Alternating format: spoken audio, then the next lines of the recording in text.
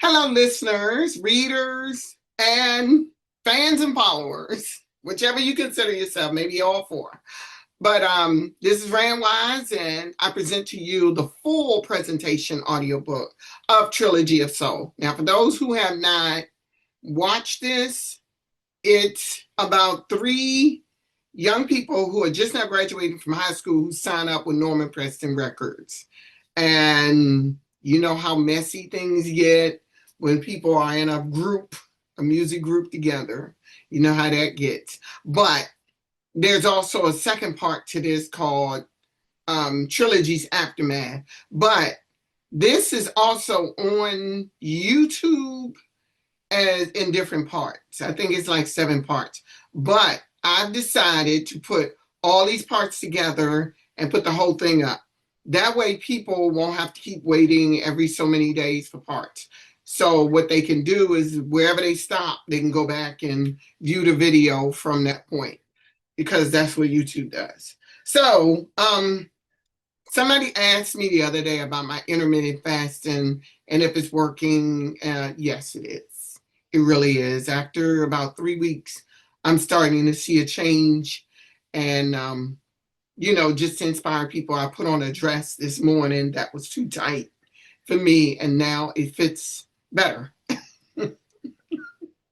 So, just to inspire some people. So, move about your day and do not let bad energy seep in, because bad energy is not going to make your good energy better.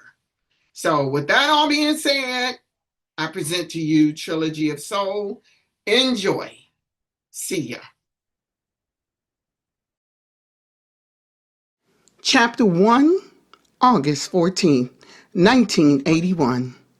Norman Preston knew he did not have much time as he and his daughter Patrice pulled into the packed parking lot of Woodson High School in Northeast D.C. He had been so busy the entire summer, but he would not miss this festival for anything. The father and daughter hurried into the school and towards the packed auditorium. Why was this day so special? This was the day when all the schools around the area had their festival. Jazz bands, singers, actors, and comedians performed this day. Mayor Marion Barry had implemented the summer job program in D.C., and teens had the opportunity to be paid for performing for the city. One jazz band had even performed for the POW MIA event.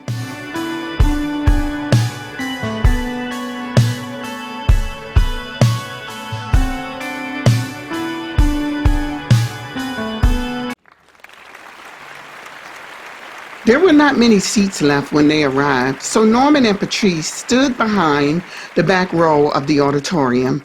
A jazz band from Ballou High School was in the middle of their jazz piece as a saxophonist hammered their solo. The other instruments joined in soon, and their performance ended. Another group entered the stage and performed a short stage play called Stick to Your Dreams. Norman had hoped he did not miss too much, and that prayer was answered when a trio got up to sing. They called themselves Trilogy of Soul. He was quite impressed with their performance. If you ever want to see have you ever been to the southern part, especially nowadays? South Carolina, baby, North Carolina, baby, talking about Georgia, talking about Texas. Patrice looked over at her father, seeing the wheels turning in his head. Norman had launched a brand new record company 3 years earlier in 1978. His nieces, First Delegation, were the hottest group in the industry at this point. Patrice wrote down the name of the group and handed it to her father. 2 more groups performed before Miss Bradford, one of the top music directors in D.C. public schools, got up to speak. Ladies and gentlemen, your performances were impeccable. And I look forward to attending this festival each year to hear your talented voices, see your acting, and enjoy these jazz musicians.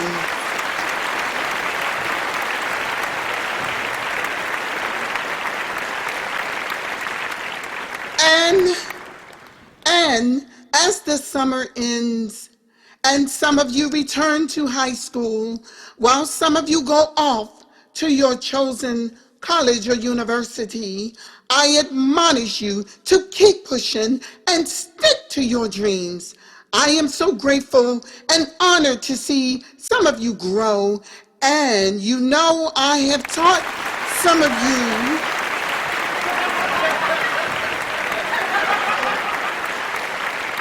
Yes, yes, yes. And some of you will want to pursue a music career. I have invited Mr. Norman Preston of Preston Records here to see you perform. Mr. Preston, please come up. Norman and Patrice walked down the aisle and headed to the stage.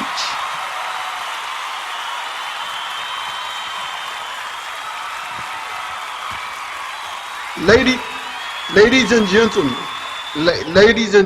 all right. I'm also a musician, and I thank y'all for having me here today. I play piano and trumpet, and I understand your passion. I am grateful to Miss Bradford to invite me here to meet some of the city's most talented youth. He bowed slightly and smiled at Miss Bradford and continued, Yes, Miss Bradford, so from this point on, I'll let you take it from here. Thank you, Norman. Now, if anyone would like to speak to Mr. Preston, you may do so after we close, but I ask that you make it brief. Mr. Preston is a very busy man, and we want to give everyone a chance to leave their information with him.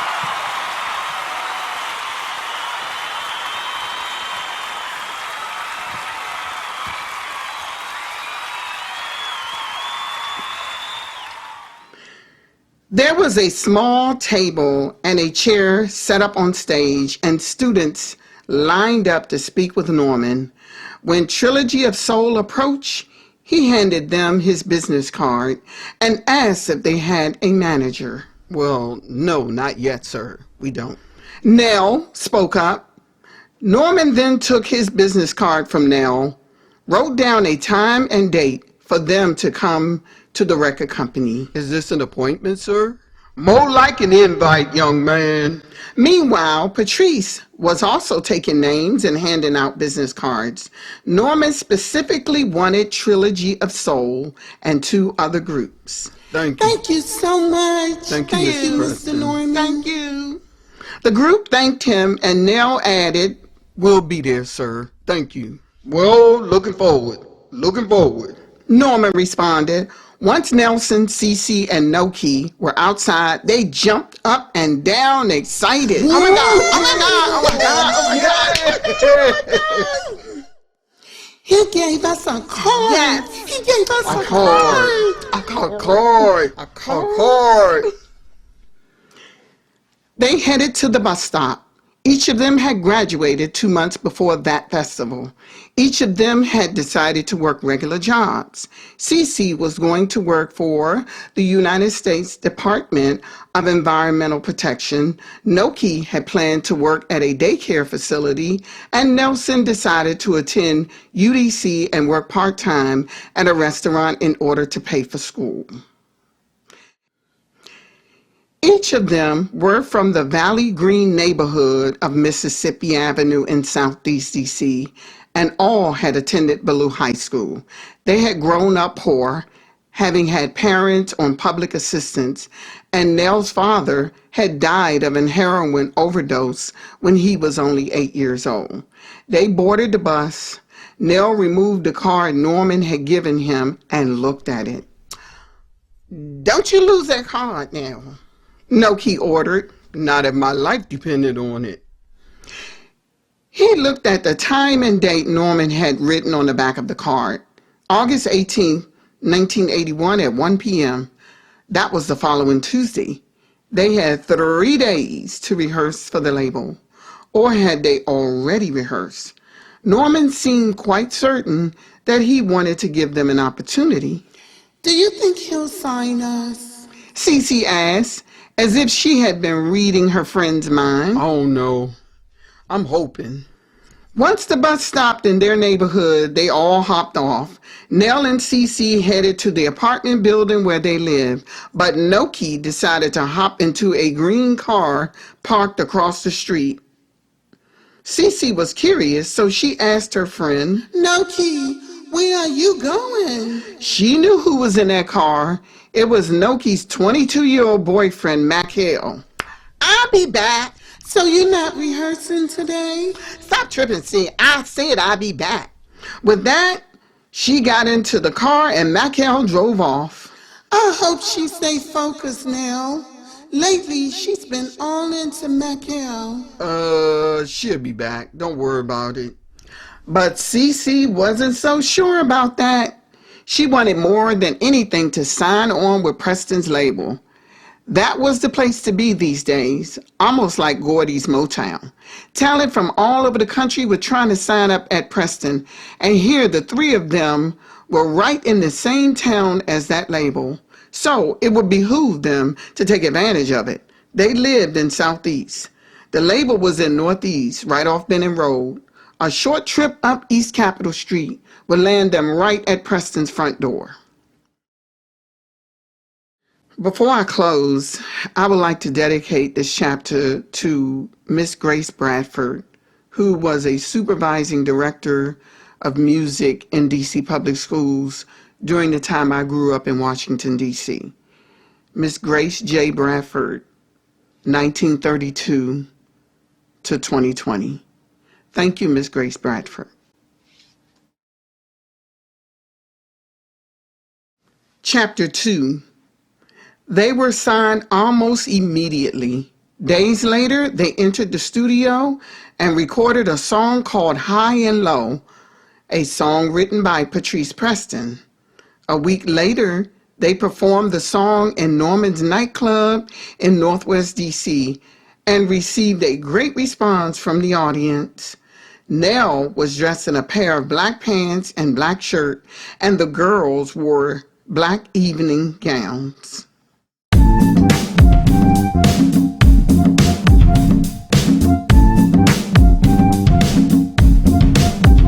Got the keys to the Benz, going out to meet some friends. I don't care about the weather, I just want to feel much better. If you wanna go with me, you gotta see what I wanna see. Because I'm going high Ain't going low. I'm going high.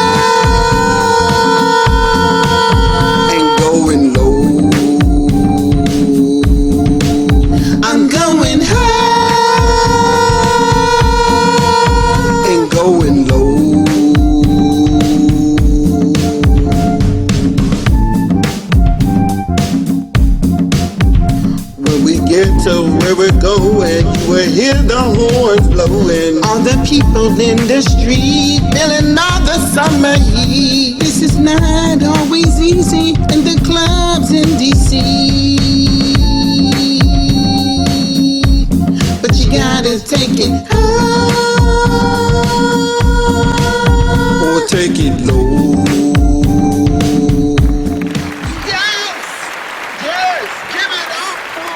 Trilogy of Soul, right here from Washington, D.C. Once the show was over, they headed back to the office where one of Norman's accountants paid them for their performance. They headed to Nell's mother's car. Each of them had received $150 apiece for performing. Wait a minute, just $150? Noki complained. It's more than what other clubs around here are paying. Besides that, we're still new. Nobody knows us yet. Nelson said. I just wonder if he only paid his nieces $150 when they performed at that club. Dang! Will you quit complaining, Noki? You know the money ain't gonna come in that fast right now. We're just getting started.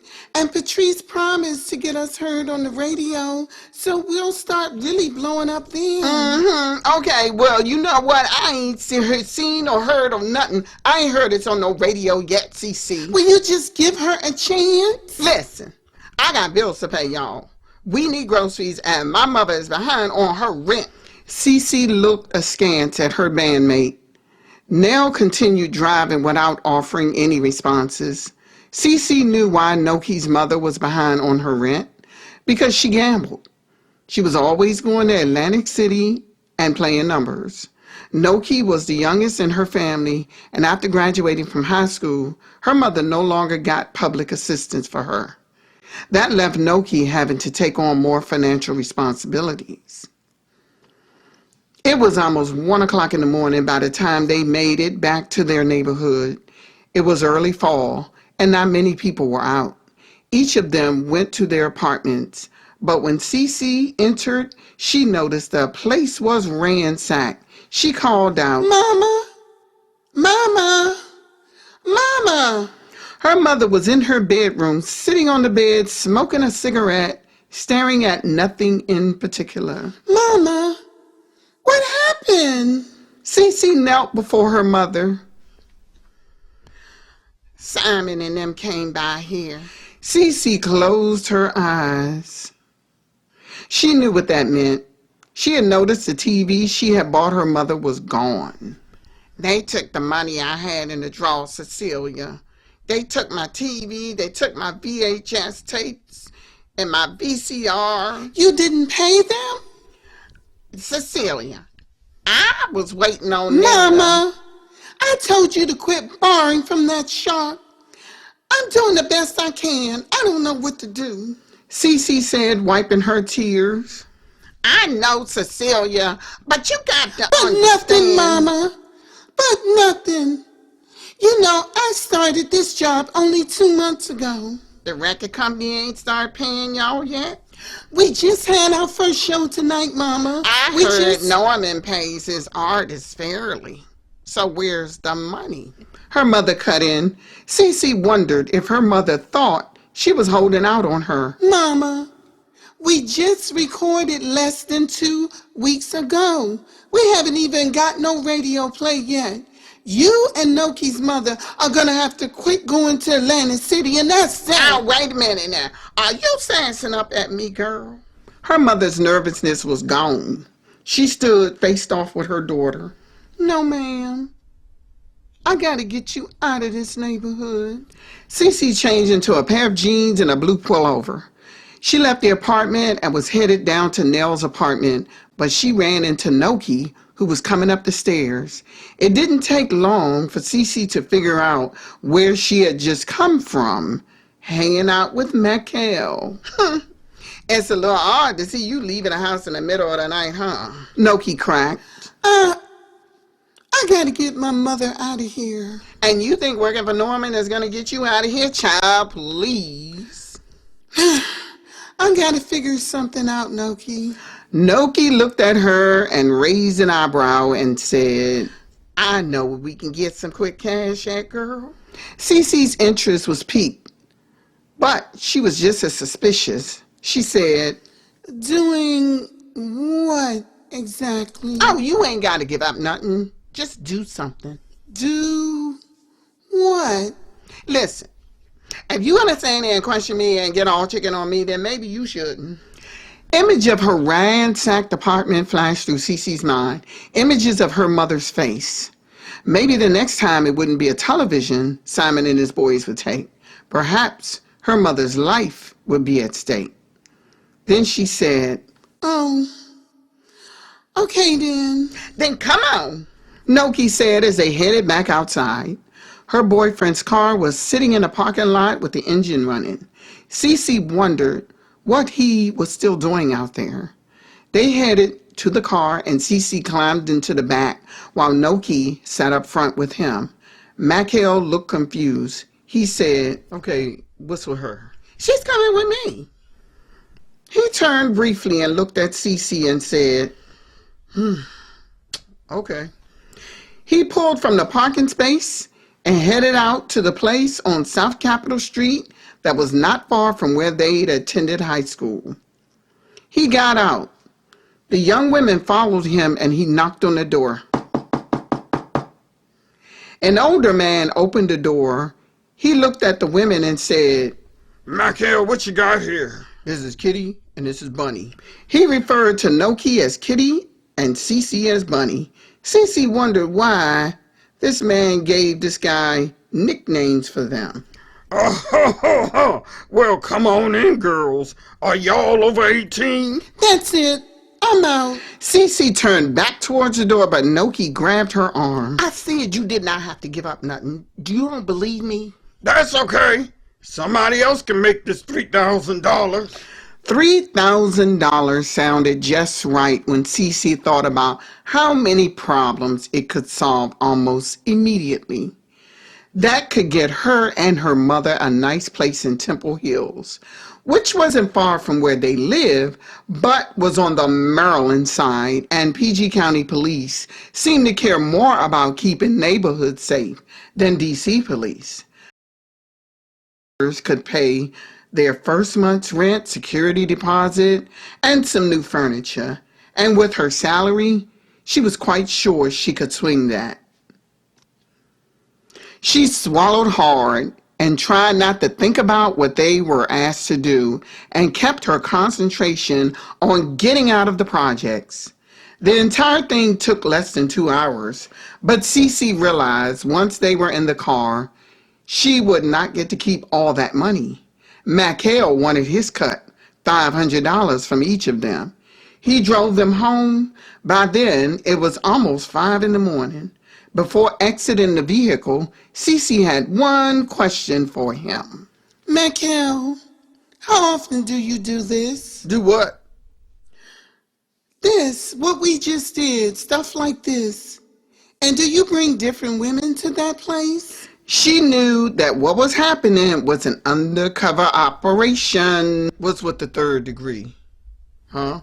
He asked while Noki sat silently in the front seat. "I'm just asking." Listen, you don't have to do it no more. Nobody's making you, like nobody made you this time. But Cece felt coerced, forced by the system, forced by her own mother. What other choice would she have if she wanted to get out of that neighborhood? "Yeah, I guess you're right, Mackail." You ought to be thanking me. "Okay." Noki opened the passenger door and pulled up the seat in order to let her friend out of the car. "I'll call you later, C."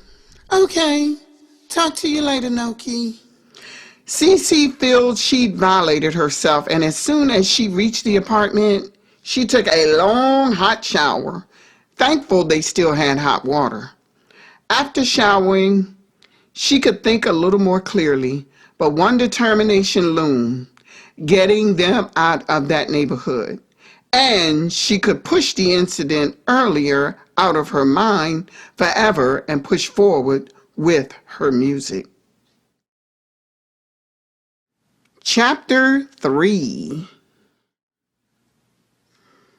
Their first single, High or Low, hit the radio stations in Washington, D.C., Baltimore, Philadelphia, Atlanta, Chicago, and New York that fall. And despite all the radio play, it was only charted as 48 on the R&B charts and 32 on the pop charts. Better be high or low, better be high or low, better be high or low, better be high or low, better be high or low, better be high or low, better be high, better be high, better be low, better be high, no middle ground or no medium, better be low, it gotta be better be high, oh, it better be low, low, better be high, low, oh, it better be low. Well, at least we made the chart, y'all. Nell said, trying to be as positive as possible. It was now February 1982, and the Grammys were a week ago. We just need to get back into the studio, Cece said as they sat in the lobby just outside the recording room. She glanced at her watch impatiently and said, "Where in the world is Noki? We're going to be late. You know how they are about time around here." Minutes later, Noki strolled in wearing a pair of jeans, red leg warmers, and an oversized white sweater. Where you been? You 15 minutes late. They headed into the studio and recorded. "Okay, y'all, I think I can help y'all out here," Patrice said, sitting behind the control board in the studio. "There were some things I was analyzing on your last single, and I think I know where to take this. I've got some sounds from our master composer, Dion Davis." She handed them the sheet music for the song, but Nell said, "We haven't even had time to rehearse this." "Well, don't you worry about studio time. Not today, you won't. You the only group in this room for today. Just take your time." Cece liked the sound of that. Patrice had more authority in the company than everyone except Norman. Dion came in and took his place behind the control board, and the music began, an up-tempo number called Down and Around.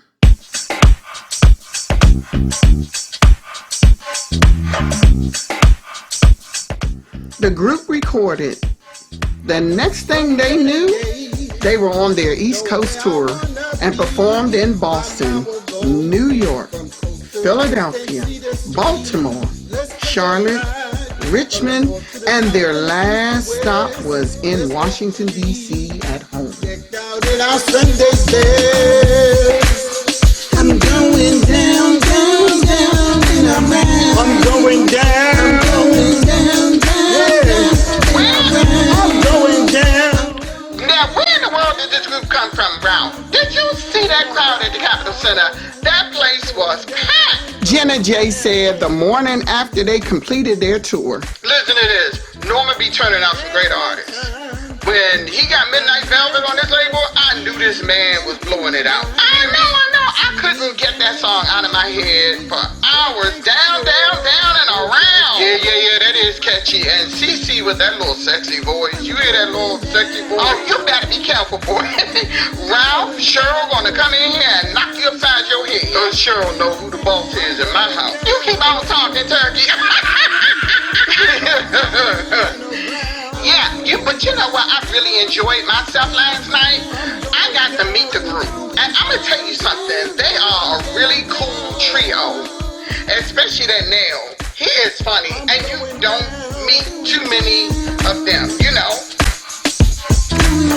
Tell CC to rap for me, baby. Cause CC rap like a lady. Hey, C-No. Take it away.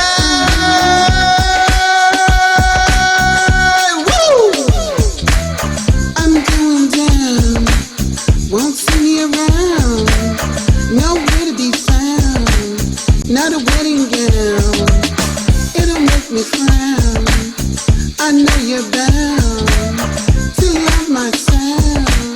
That sounded good, well understood. We're from the hood of Valley Green, the three of us, we share a team. Come on, Noki. Hey, Mr. Neil, did you ring my bell? I did. You know it's right, we're out of sight, a big delight. I'm going down, down, down, and around. I'm going down, down. Cece was at home when she got the news. The doorbell rang. Noki stood on the other side. Hey, Noki, what's wrong? Cece asked when her friend came right in and was looking worried. See, please don't tell Norman, but I'm pregnant. Cece could not believe it. They were almost done with their album, and she gets hit with this. She knew there was no way Noki could tour in that condition. Noki, no. Cece closed her eyes momentarily. Are you serious? Not now. I know. I can hide it, though. Not for long. Besides, Yolanda and Cartier just had babies. She was speaking of Norman's nieces, who belonged to the hottest group, First Delegation. And they're still out there performing, Cece, so don't you tell me I can't do this. But we're not them. They got plenty of help. Didn't you notice? They already made it.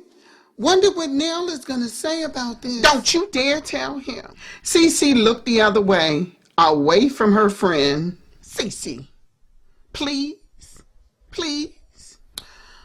Okay, I'll let you tell him. That news dropped right to Cece's gut. As soon as her friend left, she got into her car and drove up to the studio. Sometimes she liked to hang out there just for the association. She had been getting to know Yolanda and her sisters. Tawanda was pretty cool.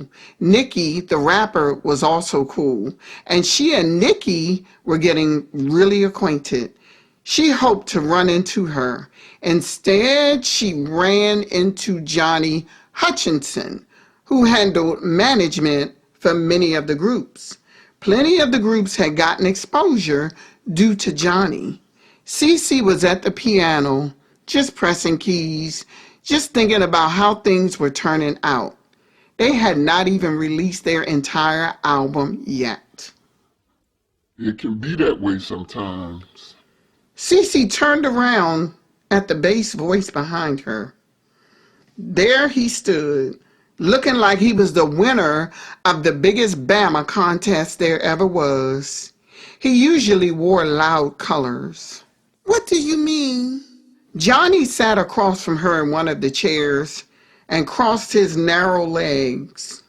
What I mean is, one of your band members is messing up, huh? She wondered how in the world did he know that? You don't have to say anything, but I know her kind. And Norman is not going to do anything about it because he got so much backlash from sending Tessa on her way. Cece knew Tessa had been removed from First Delegation and Tawanda, the other sister, took her place. Norman is soft. Johnny said. Cece wondered why Johnny was talking about Norman that way. She thought they were friends, but it seemed after Johnny married Cartier, they didn't seem that close anymore. Maybe Norman did not agree with someone Johnny's age marrying Cartier, who was only about 20 or 21 by then. Johnny was probably around 40. He leaned in closer to her and said, Listen, I'm about to launch my own label. If you want to go solo, give me a call. The thought of going solo did sound appealing, but she was more dedicated to the music than Noki and Nell were, although Nell was nowhere near as bad as Noki. She recalled a time when she had to overlay her vocals on one of the tracks just to make up for the absent voice because Noki did not show up for recording. He proffered his card to her with his phone number on it. She took it, placed it in her purse. You're too talented and pretty to be sabotaged by your own group members. What she could not get out of her mind was that his admission to leave Preston's label and launch his own. She wondered if Norman knew about it. As if he was reading her mind, he said, You can keep this conversation between us. Afterwards, he got up and left, taking the elevator. Later, when Nell stopped over to go over music with her, she told him what Johnny Hutchinson had said. Yeah, but don't get involved with that, C. Stay out of it. I wasn't planning on getting involved in it or saying anything. I'm just telling you. Yeah, because I heard about a few things that's going on with Johnny and Norman, and I think it has to do with Cartier. Yeah, well, that's obvious. Whatever the case, we need to stick with Norman. You ain't gonna find another label owner out there like him. Johnny might go out on his own, but he'll never be able to compete with Norman. We need to get this last song done to get our album out there.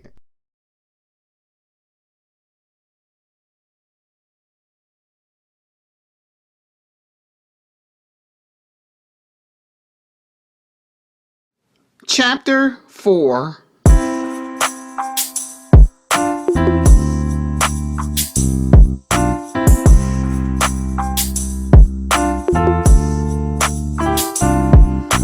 Do you have a reason to shout?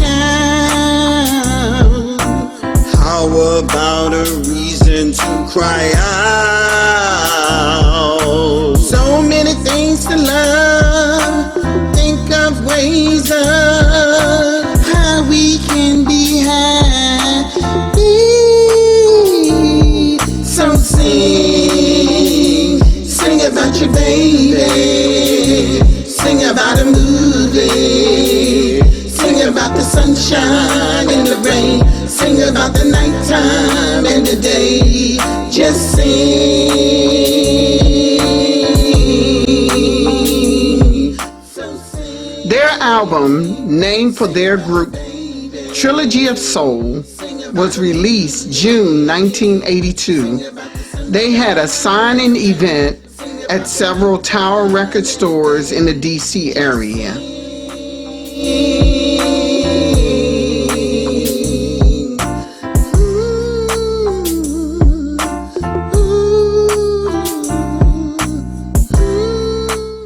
They went on tour July of that year, a month after Noki gave birth to her son. They toured the West Coast, and they were looking forward to their international trip. Just because we're having fun. So sing about your baby. Sing about a movie. Sing about the sunshine. Woo! Sing about the night. Good job, y'all. Y'all look like you're aiming for a Grammy in '83. Patrice told them one day at the studio. Hey, listen, we are hoping. Just keep the faith. By then, the money was rolling in, and every promise Mr. Preston had made, he had kept. They saw 100% payment from their first two tours. Nell moved out of the hood. Noki had moved in with Mackell after she got pregnant. Things were starting to look up. Why don't you sing with me? Sing with me. About the sunshine. About the sunshine. About the nighttime. About the nighttime.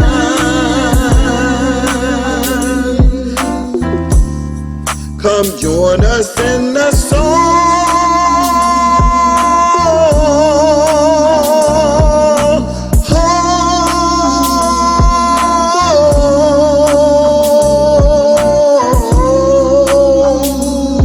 About your baby.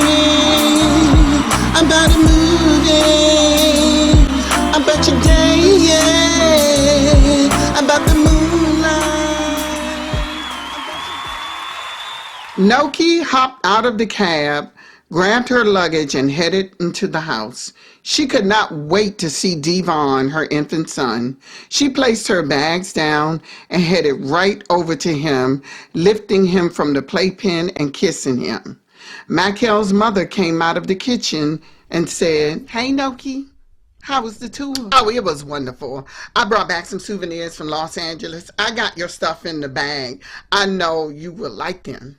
"Oh, well, that's so sweet of you. And also, my pay will be here on Thursday." Elizabeth held up her hand and said, "Child, don't you dare pay me for taking care of my first grandson. But I have to give you something. I've been gone almost 2 weeks." "That's fine if you want to pay me, but I'm not requiring it."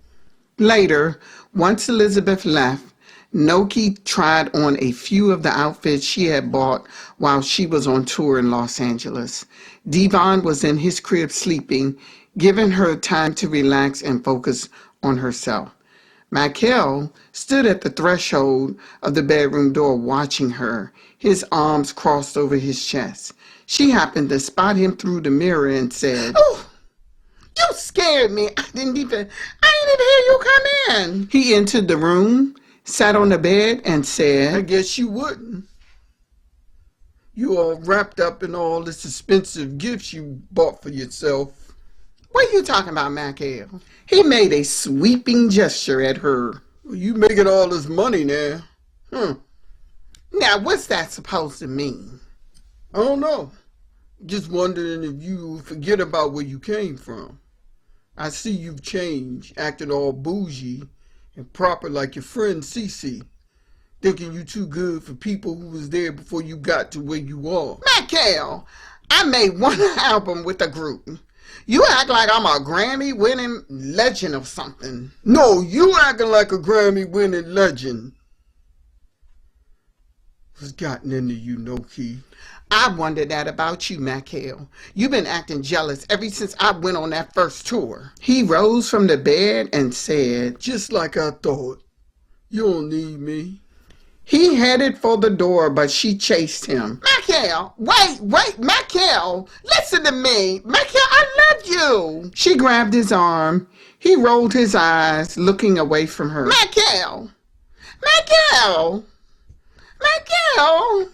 He finally looked down at her and said, What?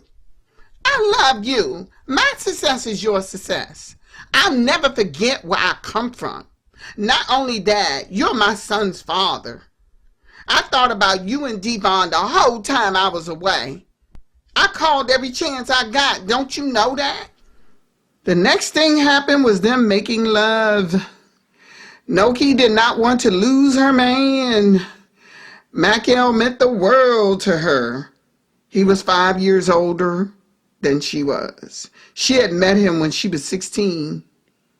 And now she was 19 at this time.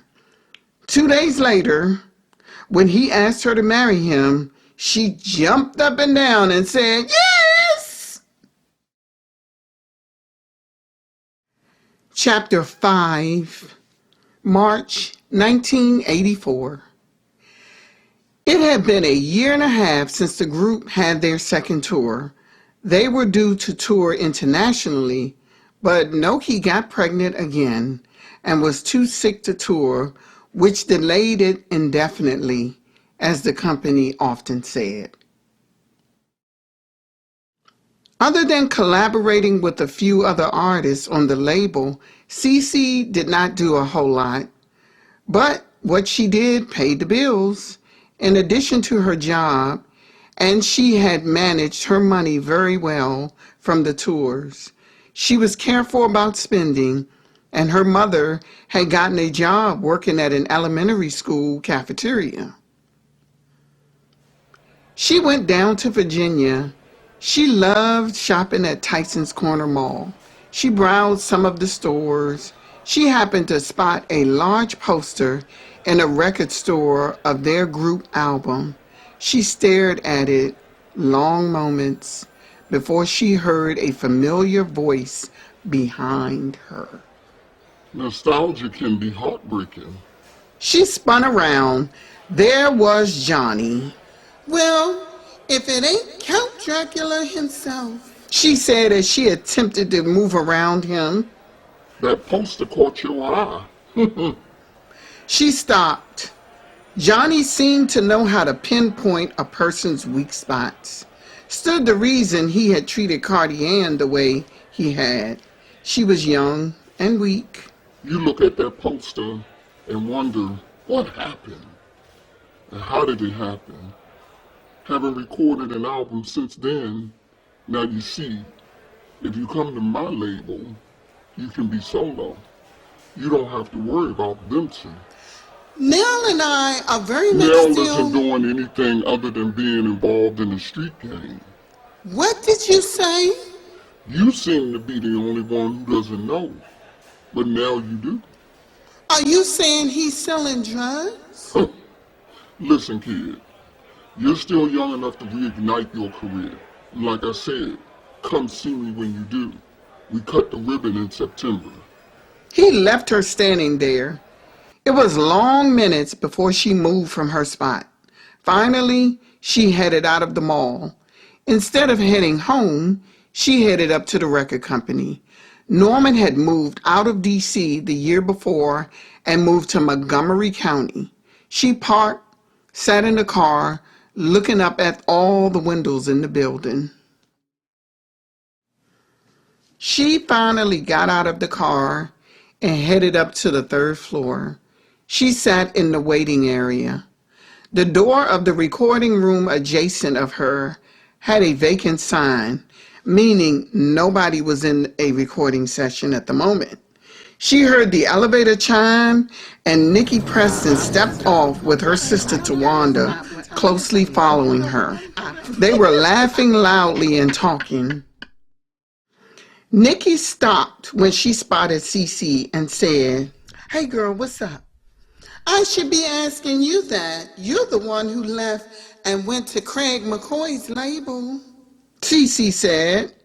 The two hugged. "Hey, Tawanda." "Hey girl, what's going on?" "So, Cece, you about to record?" Nikki asked. "No, I just came up here to hang out a little bit." "Yeah, me and Wani are headed down the hall. Yolanda is in session right now." "Oh, okay. You're not going to believe who I ran into today." "Who?" "Johnny Hutchinson." "Oh my goodness, that Bama Negro looking like a plantation field hand." Nikki and Cece laughed at Tawanda's comment. "He says he's launching his own label." "With what? Stolen funds from my uncle?" "Well, he made me an offer to join his label in case I wanted to go solo." "But what makes you think you can't go solo with Preston?" Nikki asked. "I didn't think I could, Nikki. No-Key got a couple of kids now, and who knows where Nell is these days." "Talk to my uncle. He'll lead you the right way." "Yeah, and I don't know what make you think Johnny got something our uncle can't offer, unless you thinking about being pimped out." Cece could tell they had no love for this man, especially Tawanda, who hated what he had done to her sister. "Besides, aren't you still under contract with my uncle?" "Yeah, I am." "Well, there you go. But listen, we'll catch up later. We gotta go." And just as soon as they arrived, they were gone, leaving Cece with her thoughts. Then it hit her. She opened one of the cabinets that contained notebooks and paper, grabbed a pen from her purse, and began writing a song. 1 week later, she recorded that song.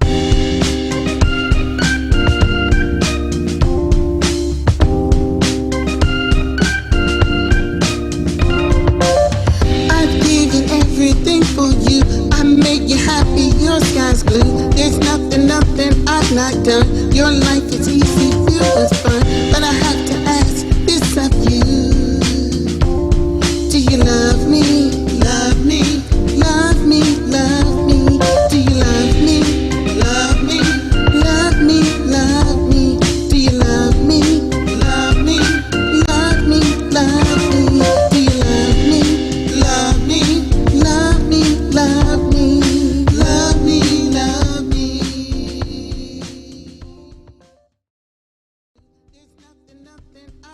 Chapter 6, June 1984. Nell had just stepped from the shower when he heard it. Cece's song on the radio. He thought his ears were playing tricks on him at first. He hurried over to the nightstand and turned up the volume. He was overjoyed. "Who is that?" Justine, his girlfriend, asked. You don't know who that is? You don't know who that is? That's Cece. Justine was surprised. "Oh, I thought you said y'all were at a standstill." Obviously, she went solo. "Can she? Hold on. How can she do that?" Oh no, I don't know, babe. That's just the way Norman is. Justine gave her man the side eye. She knew that statement was loaded with BS. She knew what the deal was. She knew Noki had dropped off, and she knew why Nell was no longer out there singing. That's a beautiful song. Oh my goodness. Cece is out there doing her thing. And Nelson Baines is out there doing his too. Babe, what are you talking about? Nell, I can't do this anymore.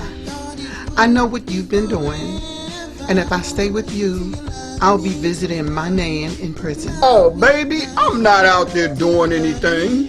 People know and they see you hanging out in Berry Farms now. What? Berry Farm? What? He acted like he did not know what she was talking about. He lived in Alexandria, Virginia. He was able to afford a home there once he started touring, but Justine knew that money would soon dry up from his touring event. How is he able to afford what he had across the Potomac could only land her on one idea? Yes, now, Berry Farms. She grabbed her jacket. Listen, I cannot risk being in the car with you and some rival driving by and hit me instead. Bullets don't discriminate. Oh, Justine, come on. You know better than that. She passed him on the way out of the bedroom. She gently pressed her palm in his chest and said, "Call me when you get it together." Oh, come on, Justine. Justine, please. Justine. He headed downstairs behind her, but by the time he got to the front door, she was gone. Cause trust is never too much. Nothing wrong with the little love. Cause love is never too much. Nothing wrong with the little trust. Chapter 7, 2 months later. Don Cornelius introduced Cece on Soul Train. Let's welcome Cece Wright with her new single, Do You Love Me? Give our sister a round of applause.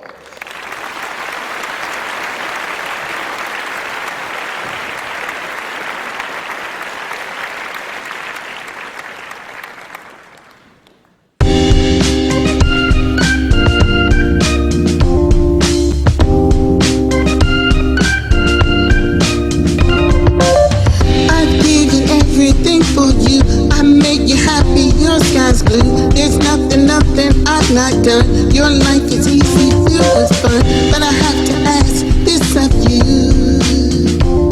Do you love me? Love me? Love me? Love me? Do you love me? Noki was at home picking up toys from the living room floor and doing her Saturday chores when she heard the song on TV. She hurried over and stood in front of it. There her former bandmate was singing on Soul Train. She wondered when that happened and why Cece had not even told her she had gone solo. She knew the show was pre-recorded, so chances were Cece was at home now. She called Elizabeth to come over and take care of the children while she took care of something.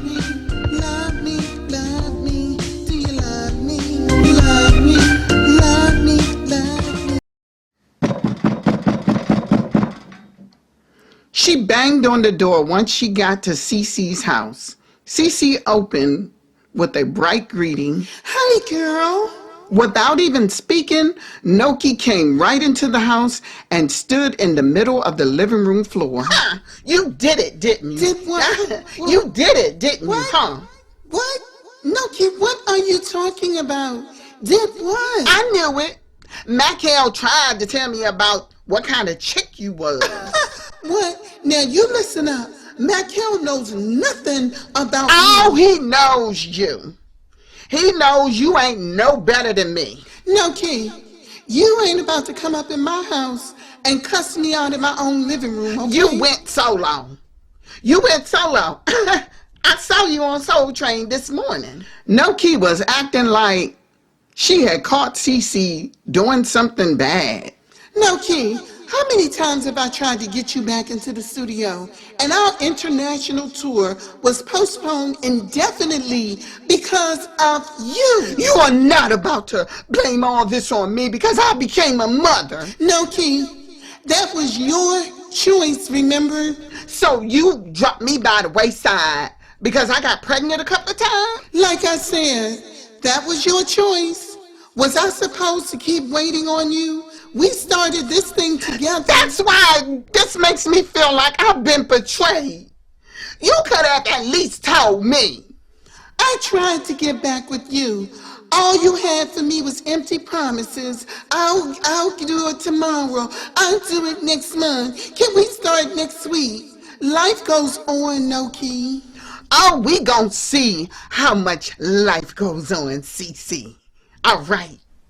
She headed towards the front door and Cece said, "So, this is a threat? Is that what you're doing? You're threatening me?" Noki turned around, rolled her neck, and said, I don't make threats, baby girl. Once she was gone, Cece dropped onto the sofa and started crying. She and Noki did not always agree, but something about this exchange sounded violent. Mackel had so much influence over her friend.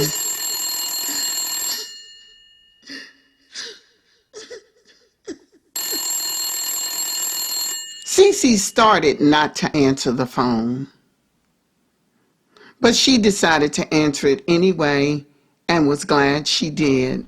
Hey, superstar, what's up? Rang Nikki Preston's voice. That's all Cece needed at a time like this. Oh, hey girl. How you doing? I'm good. I saw your appearance on Soul Train this morning. You looking good. What's wrong? Cece told her friend about Noki's visit. Nikki listened without interrupting before she offered anything. Oh, Cece, I am so sorry, girl. But what you gonna do? What? What do you mean, what am I gonna do? Cece, Noki is not your friend, honey.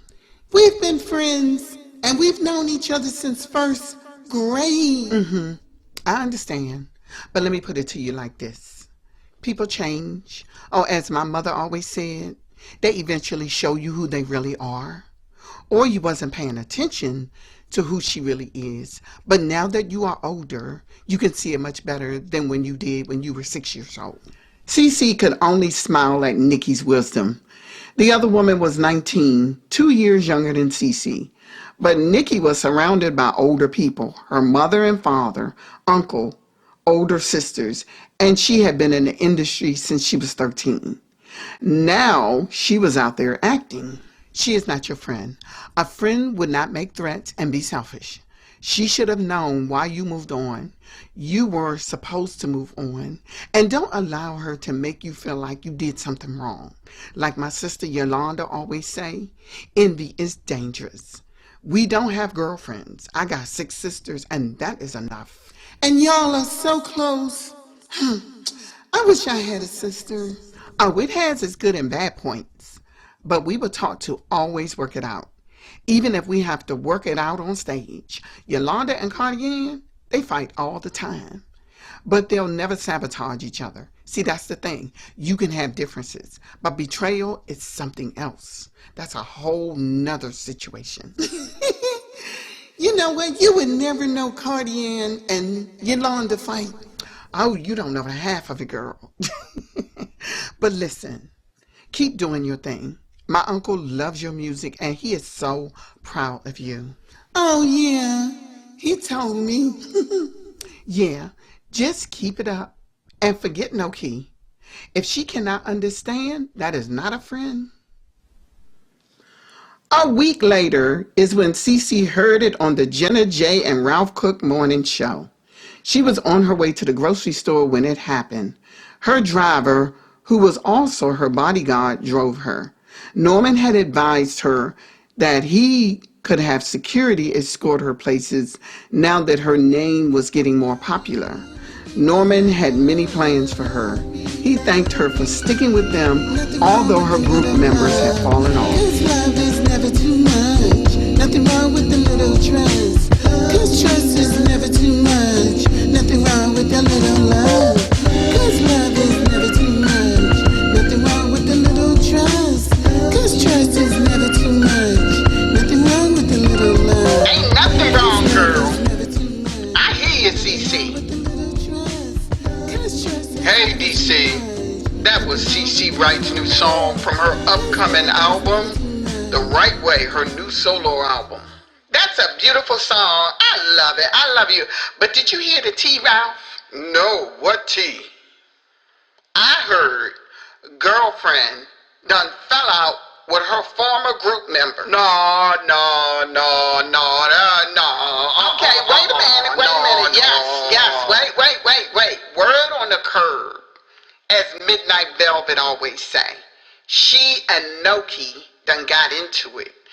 Noki said that Cece stabbed her and Nelson in the back. No, wait a minute, hold up. Come on, Jenna.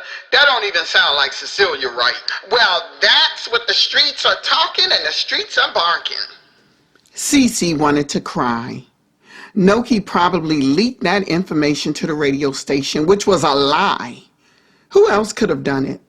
Her protection officer glanced at her through the rearview mirror and said, "Are you okay, Miss Wright?" Yes, I'll be fine. And said that all she cares about is herself. And well, I don't believe it. I'm gonna have to part ways with you on this one, Jenna. You know I don't believe it. It came from a reliable source, Ralph. And would that reliable source happen to be a person who stopped her own career to have a couple of kids, just asking for a friend? Cause sometimes, like my mama always say, sometimes you gotta consider the source when it comes to doubt also. Yeah, I guess you're right about that. This is Jenna and Ralph coming to you from WPGC as the sound of the city rolls in the nation's capital. Here is songwriter from Midnight Velvet crooning at ya.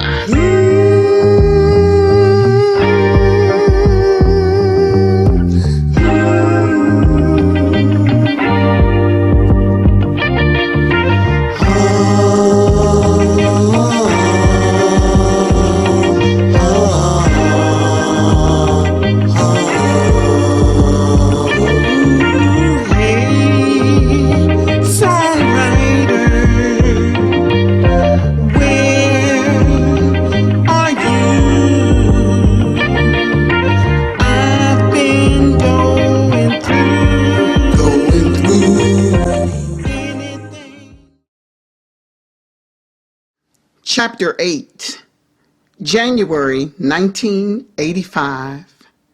Nell cruised in his Toyota Camry, listening to CeCe's new song, Take This With You, and was about to turn on Firth Sterling near Barry Farms neighborhood when bright blue lights lit up in his rearview mirror. His heart drummed so hard he could feel it in his neck. He pulled to the side. He had just made a drop-off. Sweat poured down his face, although it was in the middle of winter. He watched the officer through his mirror carefully. As he approached the vehicle, he rolled down the window and said, "Did I do something, officer?" "May I see your license and registration, please?" Sure.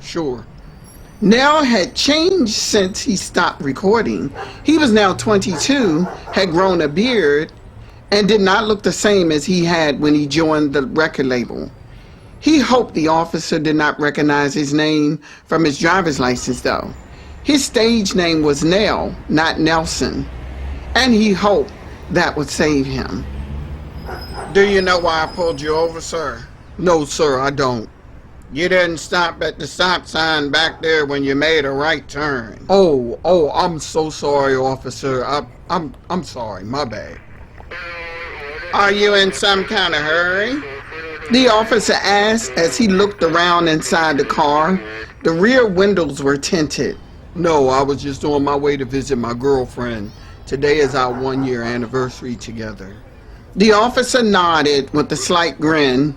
He handed him back his documents and said, "Well, you drive safely. I will let you off with a warning this time." Nell was so nervous he didn't know what to do, but he knew what it was time to do. Get out of DC and go home. It was a good thing he did not have any substances on him. What would have sunk him was the 9mm beneath the driver's side of the vehicle. He headed to his house, and the first thing he did was call Cece.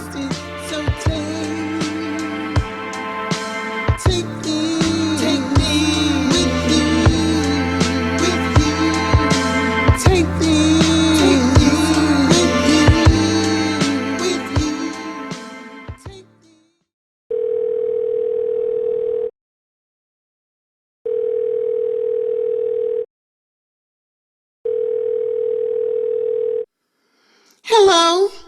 Hey, what's going on? I heard your new jam. When is the album being released? Next month, right before the Grammys. I can't wait. I love that you doing your thing, Cece. I love that so much for you. Yeah. Why don't you come back, Nelson? I mean... Okay, you know what? One day I will. I'm just trying to get some things together. Cece was well aware of what he was doing. The last time she had tried to talk to him, he had shut her down, denied it, and changed the subject. Okay. So, is your album, you say your album is dropping before the Grammys, right? Yeah, I got another song to record. I'm on crunch time right now, you know? Yeah. So are you going to the Grammys? You already know. You know what? You should come with me. I'm not sure yet, Cece. I don't know. So how's Justine?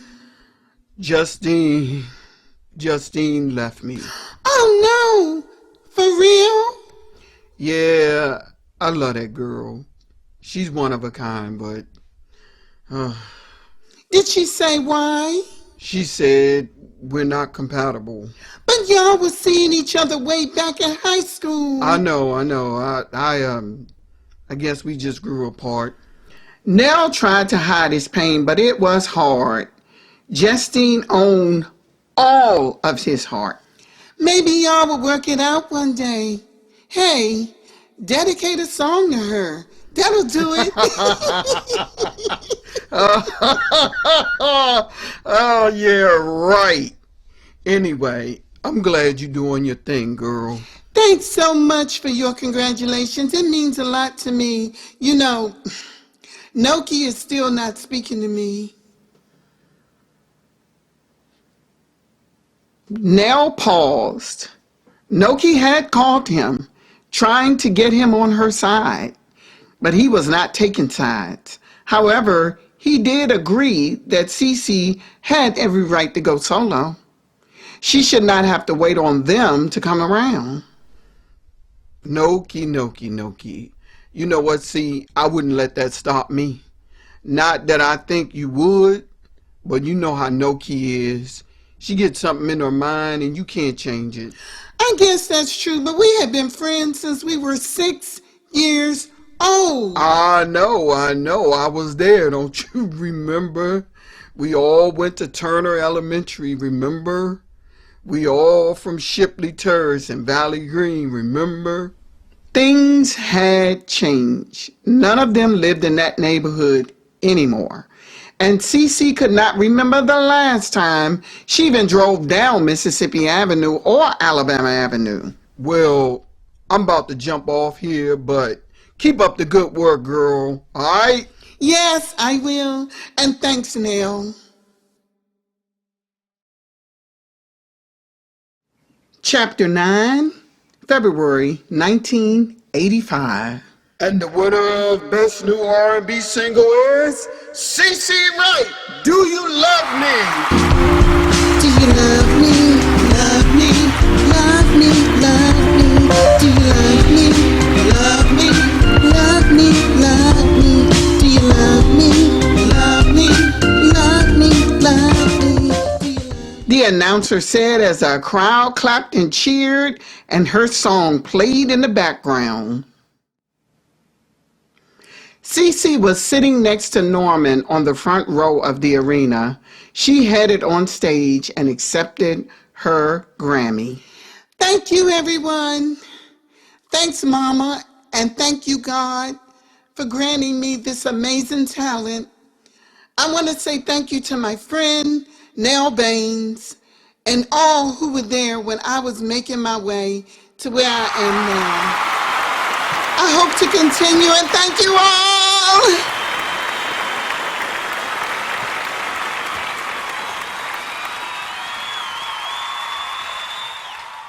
Her music video had come out a week before the Grammys. Patrice was bent on getting that video out there, and she would not give up until that video was completely done. CeCe started her solo tour of the Southern Belt in March of that same year. She toured 6 cities, which included Houston, Texas, I'm sorry that you had to leave. Don't know where you wanna be. Birmingham, Alabama, Something then surpassed it. So take me Atlanta, Georgia, with you. Take me. Columbia, South Carolina, Do you love me? Love me, love me, love me. Do you love me? Charleston, South Carolina, Love me, love me. Do you love me? Love me, love me, love me. Do you love me? and finally, Me, Charlotte, North Carolina. love me, love me. You're coming home at 3 a.m. Leave me heartbroken and crying. I don't know how I should please you. My friends all say to release you, but it's hard to give up all I love.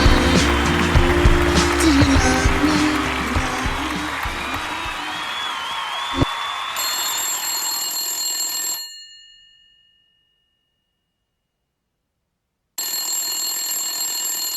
She had just returned to the hotel and was packing to leave Charlotte when she received a call from Washington, D.C. Cecilia, this your Aunt Gloria. Oh, hey, Auntie. How are you doing? I was just packing. I should be back in the area. Cecilia, it's your mother. Cece's heart dropped to her stomach. What? What about her?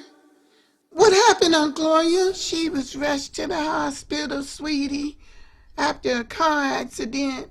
I tried to call you earlier, but I didn't get an answer at your hotel room. Cece did not hear anything else before she dropped that phone and sunk to the floor. She cried out.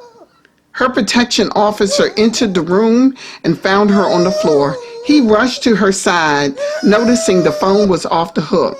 He assessed the situation quickly. She must have gotten bad news. Hello?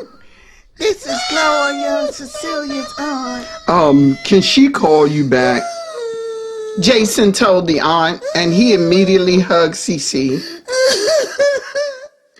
I can't believe He could only pull her into his chest and hug her. All he could hear were her cries echoing even after they took the limo back to the airport.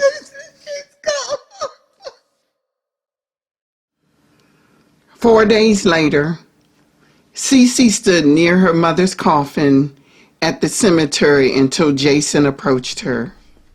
Do you need more time, Miss Wright? She shook her head negative. He touched her elbow as he led her back to the waiting limousine. For the next week, all she could do was sleep. She was exhausted from traveling, and taking care of her mother's burial. She kept her mother's bedroom door closed for days.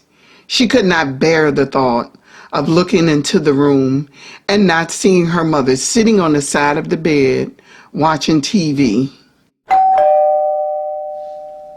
Cece forced herself out of bed. Okay, I'm coming. When she opened the door, Nikki Preston stood there. They embraced immediately. Girl, I'm so sorry. I'm so sorry. Cece's eyes generated fresh tears. They headed to the living room. I'm not even going to ask how you're doing because that's a stupid question. I'm sorry I couldn't be there, but I tried to get down here as quickly as possible. You know I live in New York, but I was in Canada touring. I know. You're here now, and I appreciate you, Nikki. Have you heard from your other group members? Nelson did attend the funeral, but Noki, I haven't heard from her. Nikki did not comment on Noki, but she did say, it is good that Nell was there. Are you going to stay here or are you going to move? You know, Nikki, I'm thinking about moving. Oh, I don't blame you. I think I would probably do the same thing. Nikki spent 2 nights with Cece before heading back to New York. Chapter 10. By early 1986, Cece's song, Do You Love Me, was high on the charts, on the Billboard, and Rolling Stone, on R&B and pop charts. She was not only performing, but writing her own material. I think I want something more of an up-tempo beat than that. Cece told Dion, the master composer, as they sat in the recording room behind the soundboard. I think you're talking about something like this.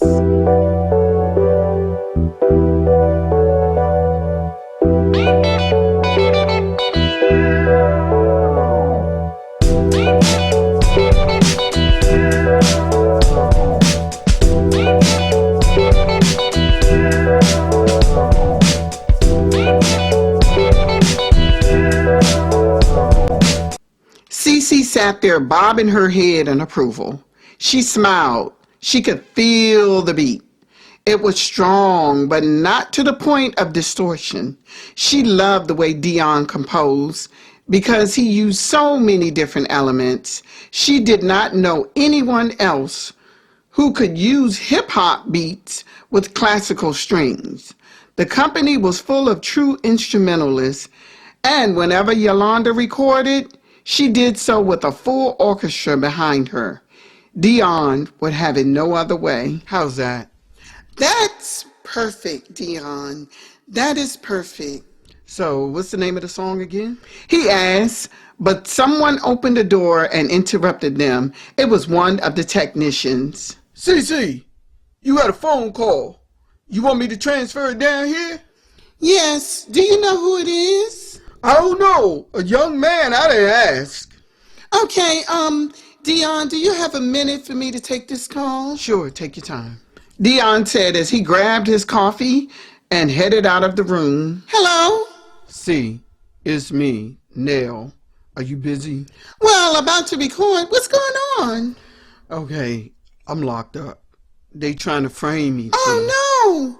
Slow down now. What happened? Okay, so I got pulled over, and they claimed some weapon belonged to me, and I don't know anything about it. I guess that gun must got some bodies on it. Oh, no. Are you serious? Where did this happen? Over there on Martin Luther King, near where St. Elizabeth is at. I need you to do something for me. Sure. What is it? Can you post bail? And when I get out, I'll pay you back. I got it. I got it. I hear you. She did not want him to do any more talking. They would discuss all of that once he was out. Dion, I'm so sorry, but I have an emergency. I have to leave. She told him once she met him in the waiting area talking to his wife, Yolanda. Are you okay? Yolanda asked. Yes, I just have something to take care of. Yolanda hugged her, knowing she had lost her mother a few months ago. Okay, sweetie. You take care and call if you need anything, okay? Thank you so much, Yolanda. I will. Cece was all too familiar with 7th District Police Station. She grew up less than a mile from that place. She posted bail for her friend and headed over to pick him up. When she pulled up, he was standing outside of the station. So what happened now? First of all, I did not own that weapon that they found down there by Anacostia Park. Okay? Never seen the gun a day in my life. The cops have been trying to get me on something for a while now. Now, as your friend, I need to be honest with you. What? I think you should quit. And I think you should come back to music. Music is the thing that you do. Listen, I'm not doing anything. Listen to me. You listen to me. Please do not do that to me now. I have been knowing you for a long time. Pretty much all my life. We are friends now. You don't have to hide anything from me. I think you should get it together. Nobody at the company knows what's going on. And if they do, I have never said anything to them. Girl, are you kidding? Are you kidding? Norman knows everything that goes on in these streets. He has eyes and ears all over the concrete. He might be from Alabama, but he knows DC. That's why I just sort of left, because I didn't want to put anybody at that company at risk. If Norman knows, I did not tell him. You would not have needed to tell him what I'm trying to say. You wouldn't have needed to tell him. Norman knows everything. Trust me. So Nelson, what are you going to do? Me? I'm going to just lay low. I'm going to lay low. Yeah, and stay out of D.C. Chapter 11, April 1986. The court finds no evidence to conclude that Mr. Nelson Baines was the owner of said weapon that the arresting officer found in the Anacostia Park area. Therefore, the case against Mr. Baines is dismissed. The judge, a black woman in her late 40s, banged her gavel and exited the bench. Cece had appeared in court with Nell. None of his fingerprints were found on the gun, his attorney had argued, further arguing that the arresting officer had no cause to stop Nell in a traffic stop. He and Cece hugged each other after it was all over. Thanks so much for hanging in there with me, C. I appreciate you so much, C-Note. Aw, you're welcome. They headed outside the courthouse. But now, I cannot keep helping you. Please stay out of trouble. I am C-Note. I've been on the up and up, laying low ever since this stuff started. He had saved up a lot of money from his activities on the street. It would afford him a great amount of time while he figured out the rest. Stay out of D.C. Even Norman moved his company to Montgomery County. You need to continue to lay low over in Virginia until you do figure all this out. She drove him across the Potomac and to his residence in Alexandria. Before he got out of the car, she asked, Have you heard from Justine? No, she got her number changed and she moved. But you know, I've had a lot of time to think about it, and I can't say I blame her for making that move. Wow. I'm sorry now, but you know what? I don't blame her either. He leaned over, kissed her on the cheek. Call me when you get home, okay? Oh, I will. And C-Note, thanks for looking out again. Chapter 12, January 1987. Cece was working on her second album by this time, and she was feeling pretty good. Her career was on the right track. She was thankful her mother had been around to see at least some of her success. Before she reached the shower, her phone rang. Hey, Cece, this is Patrice. If Patrice was calling to ask her to join her new sitcom, she could forget it. She had already gotten a few singers on board, including Yolanda of all people. If singers in the company kept moving over to the acting column, Preston would be scouting new talent. Besides, her music career was catapulting now. After that first album, the fans fell in love with her. Hi, Patrice. What's up? Can I meet with you this afternoon? Sure. I was coming up to the studio anyway. Well, that's perfect. I'll see you soon. Because she had moved to Gaithersburg, it did not take long for her to arrive at the building. Patrice had asked if she could meet her on the 6th floor conference room, so she took the elevator up to that floor. She had noticed workers on the 1st floor working on the TV studios down there. She walked down the long hallway that led to the conference room. She knocked on the door. Someone on the other side opened. To her surprise, everyone from the board, including Norman, was sitting in the room. She wondered what was going on. Hello, everyone. Hello, Cece. Have a seat. Norman said. She sat down. Everyone appeared solemn. Nobody was smiling, and Cece wondered why. She was a charting artist, had won her first Grammy, was always out there performing and recording. What was going on? Norman finally opened dialogue when he said, Did you ever get a publicist, Miss Wright? Yes, after our conversation, I felt the need to get one. Have you seen the post this morning? Well, no, sir, I have not. Norman then slid the paper over to her and she read the headline. R&B singer CeCe Wright posed nude in magazine. Cecilia Wright, known by her stage name CeCe Wright, posed nude in 1981 in a magazine called Girls, Girls, Girls, an undercover magazine that is not sold in stores but underground.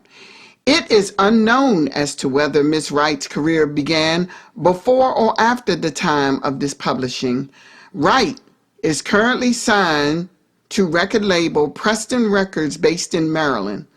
We reached out to Miss Wright for comment, but have not received a response from her. Cece was so nervous that tears spilled from her eyes. Her hands trembled as she held the paper. She gently laid it on the table, avoiding eye contact with Norman and his daughters. She knew she would have to explain this. How else could she other than telling the truth? She knew Norman wanted a statement from her. He was known for a man who did not tolerate scandal in his company. He would have probably buried this story if he had any control. She finally took a breath and said, Mr. Preston and board, first let me apologize. I know this is embarrassing, but I just made a very stupid mistake. Well, what led you to pose for that magazine and when did it happen? It happened right after I graduated from high school. I see. So that was right around the time you signed with the company, am I correct? A woman on the board asked. Yes, it happened right around that same time. Yes, ma'am. So let me ask you a question, Cece. Was there anything that led you to do such a thing? One day I came home and found out thugs had ransacked our home, stole my mother's TV and assaulted her. I had to get my mother out of that neighborhood. At the time, I hadn't made a salary at the company yet, and I was desperate, but that's not an excuse. I would not have done it otherwise, though, if I hadn't been so desperate.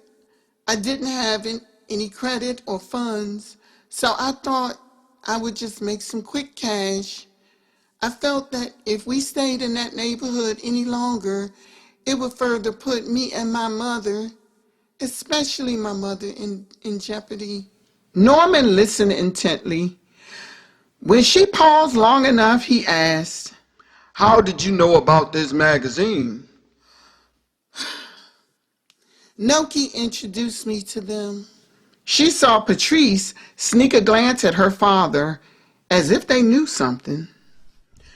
Otherwise, you would not have known about them. Is that correct? The woman board member asked. No, I would not have. I did not. No. The woman's pen moved in swift motion as she took copious notes. Then why would you trust them? Because I believe what... Look, I was younger, and it was stupid. I felt bad afterwards. I was desperate. I don't claim to be perfect. I just wanted my life to be different. I had just turned 18. Not that that's an excuse. And I regret that every day. And I wish it had never happened. You were about to say you believed in something. Were you going to say that you believe in what Noki told you? Yes, sir, I did. She was my friend, and she and I had been friends since we started school. I know it was a stupid decision, and I am sorry. I am so sorry. I understand if you need to cut me from the label. That's not how we do things. That's not how we do things, CC. Now, have you heard from Noki? Not since the first time, I'm sorry. Not since the first appearance on Soul Train that was televised. So was she with you when you went in to do that taping on Soul Train? Patrice asked. When I appeared on Soul Train, no. She came by my house after it was televised to cuss me out about the fact that I had gone solo. And that was the last I've seen or even heard from her. So let me get this straight, young lady. She was upset about you going solo. Yes, sir. And I reminded her of the fact that I had been trying to get her back in the studio after the birth of her second son.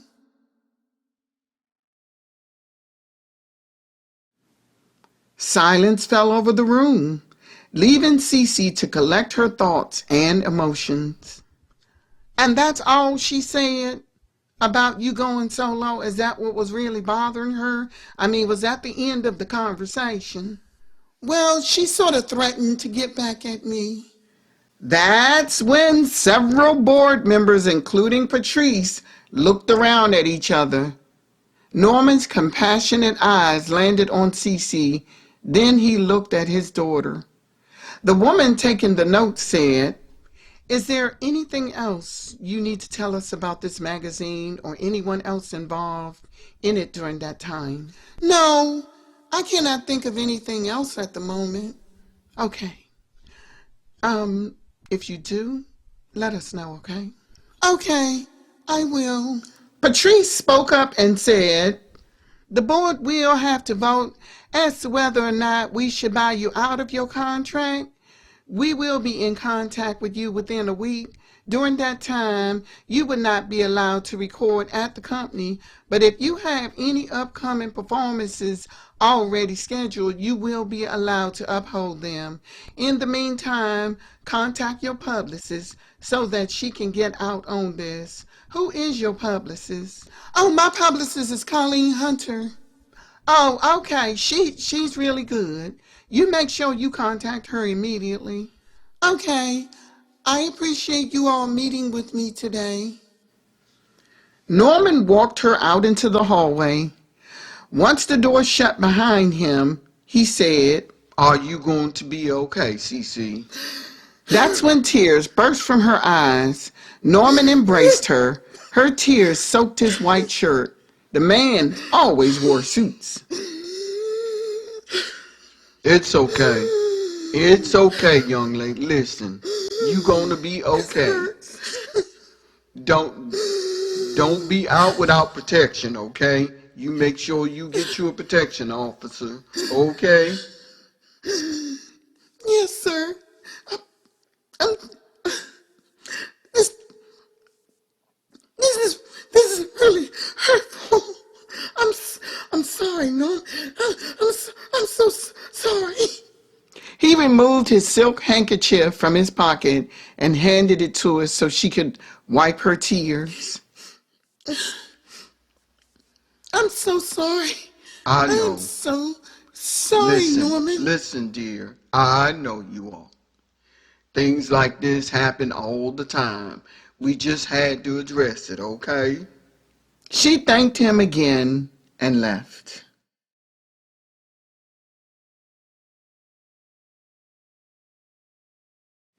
Chapter 13, Cece cried all the way home. She couldn't believe something like this had caught up with her. She called Colleen, her publicist, before calling Nell, but he was not home. She listened to Nikki's phone ring, praying she would pick up.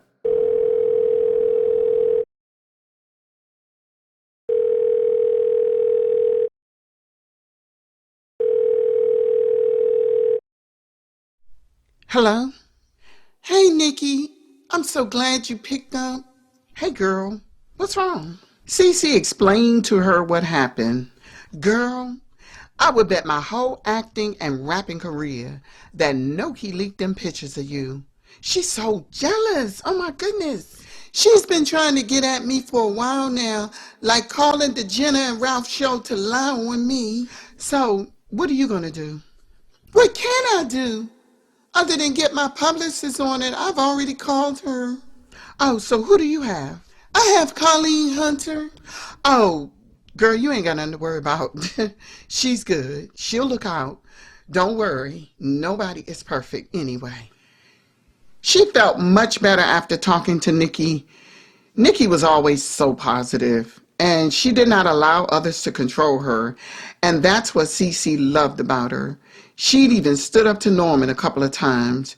She hoped the board would vote in her favor. Colleen assured her she would plead her case to the board as well. It was that night that she penned what could become a song that could win Grammys in the future called I Am Flawed.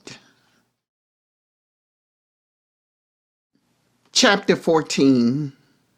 Colleen Hunter, publicist of CC Wright, put out a statement this morning which says, oftentimes people expect our entertainers to be perfect, whereas politicians can behave to the highest level of corruption, yet be elected to office. Ms. Wright is human, therefore susceptible to making mistakes. We hope our fans see Ms. Wright as being able to relate to her fans during difficult times, but her goal is to continue to use her gift to reach fans and apologizes for all of this. A reporter stated, the person at station on Anchor said, you interviewed Colleen Hunter? Did she say whether or not she thinks this would have a negative effect on Ms. Wright's career? I did speak to her, and she doesn't believe so, but she did say that Ms. Wright's personal business should have no effect on her music. And what everyone else should be focused on is the Iran-Contra scandal. And this is let me read it from here, a distraction from what's going on in the world that actually affects people.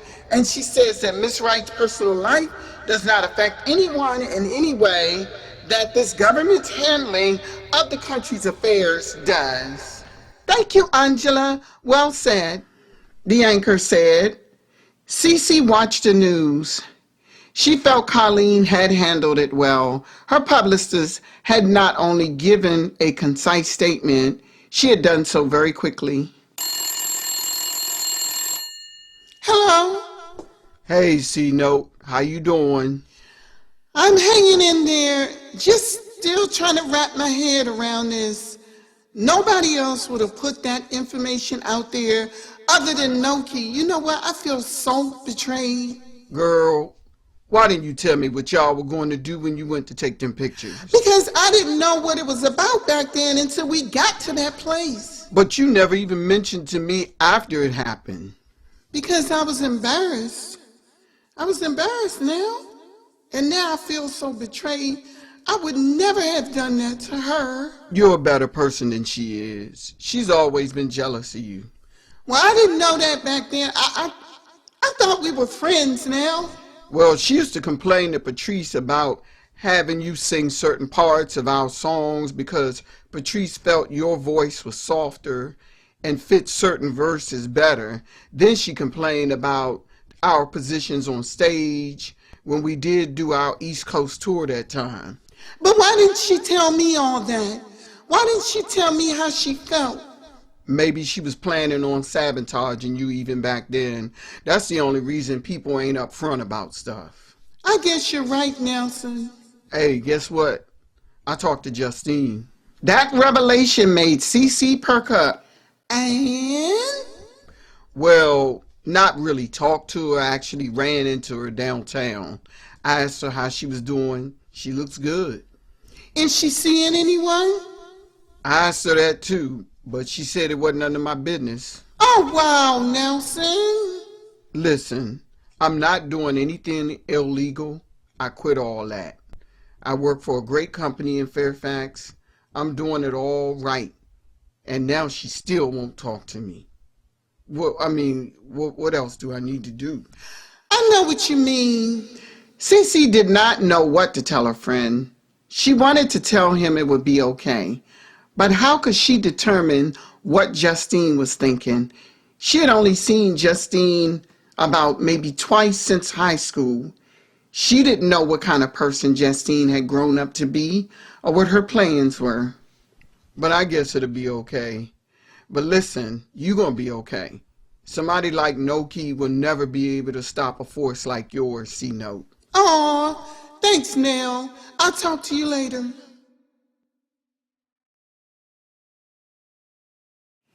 Chapter 15. Cece was nervous. This was the day she would learn the board's decision, if she would be able to stay on the label or be bought out. She found herself hanging over the toilet that morning. She was so nervous. But she managed to pull herself together, get dressed, and head up to the studio. She looked up at the building, took a deep breath before heading inside. She took the elevator to the 6th floor, and with every step towards that door at the end of the hallway, her heart picked up. She approached the door, paused, took a deep breath. After knocking, she knew this was it. The day that would determine if her time with Preston would end. Would that in turn end her career? Her music was still being played on the radio, and she was thankful for the support she had gotten from Jenna and Ralph on their morning show when she heard, I mean, come on, y'all. How many of us didn't do something crazy and retarded when we were 17 or 18? Ain't that right, Ralph? Yeah, you're right, Jen. We all done did some stuff we don't want nobody to know about. I know I did. We were all young and dumb at one time. That has nothing to do with a person being a good person or a bad person or anything else. And we all got it, redeemable quality. Yeah, that's right. And this won't stop me from playing her music. So let's give our girl some support by supporting her music. Heck, I'll launch a protest against the paper if I have to. Well, check this out. This is Jenna and Ralph as the sound of the nation's capital rose on PGC.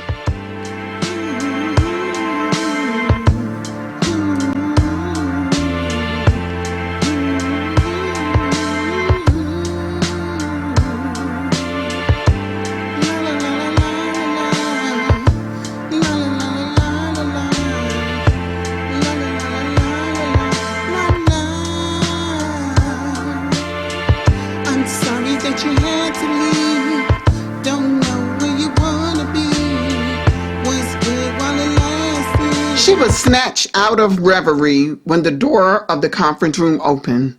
Patrice stood there. The entire board was not there, just Patrice and Norman. How are you doing this morning, CC? I'm well, considering. His politeness did not say much about the decision itself because he was not the only one to make that decision. Besides, he was always polite. Have a seat. The man gestured at the seat right next to him as he sat at the head of the table. Patrice sat right across from her. She had a folder in front of her. Cece's eyes glanced downward, wondering what was in that folder. Norman turned to her and said, The board has reached a decision, and they voted 14-1 to keep you on the label. Once she heard that, she bounced from her chair and hugged Norman. Tears streamed down her face. Thanks, Mr. Preston. Thank you so much. Thank you so much. You're welcome. You are welcome, CC. Patrice then piped in and said, As of today, you may resume all recording activities and any other activities in the company. So, I know you do have a few things written down in your little notebook that you want to record. Cece and Patrice hugged. Thank you all so much. Thank you, Patrice. Thank you. You are welcome. Well, Dad and I have some business to discuss, and we got some other things to handle, but thanks for coming in, Cece, okay? Okay. Have a good day, y'all. She said goodbye and hurried out of the room, closing the door behind her. Once she was headed down the hallway, a question popped in her mind. Who was the one who voted against her? She knew she would never find out. Therefore, she put it behind her. She had to. She had business to handle. Music business could not wait another day. She headed down to the one recording room on the 4th floor, and she spotted Yolanda headed down the hall in her direction. Hey, Cece, you coming to record? Congratulations. They high-fived. You knew they voted to keep me on? Yeah, I knew. Norman told me, but I'm the only one he would tell outside the board. Oh, yeah, that's right. You're the favorite niece. Actually, Nikki is. That's why they always bumping heads. Yolanda, you're so crazy. Girl, anyway, haters can't stop goodness. You're always going to have haters. And surprisingly and sadly, it's going to be some of the people that's closest to you. Well, you got that right, Yolanda. Thank you so much. You're welcome. See ya. Yolanda bent the corner towards the elevators, and she was gone. Chapter 16. Cece got to work immediately. She had several songs to record. She could waste no time. After recording one afternoon, she headed out to Alexandria to meet Nell for dinner. She parked in front of the house and blew the horn. He headed out, but they jumped into his Pathfinder and took 236 Duke Street into Fairfax County. They were seated before Cece told her former group member what was on her mind. Now, I've been thinking, and I think we should record a duet. What? What? You mean as in me and you? I'm sorry for making you almost choke on your lemonade. Yes, why not? I have a song that's written in 2-part harmony for male and female. I think it could work. You sure Norman or Patrice would want me to? Remember, I got arrested that time. I've already talked to Norman, and he's okay with it. And Patrice is so focused on launching her new sitcom that she's not much about the music as she was before. Well, then who's running things? The managers, technicians, and a lot of the artists are writing their own stuff. Like I write my own stuff. Even Tommy with Midnight Velvet, He got into writing stuff too. No wonder I haven't seen them out as much as they used to. So, what you got? Cece handed him the song she had written and he looked it over. Wow, this is amazing, C-Note. But you always had it in you. I mean, you've already won a Grammy and coming up on winning another Grammy. Pray for me. I'm already there. But look here, I'll collab with you. This will be fun. But I don't know what made me stop in the... Cece knew what made him stop. It was the fast money on the streets of D.C.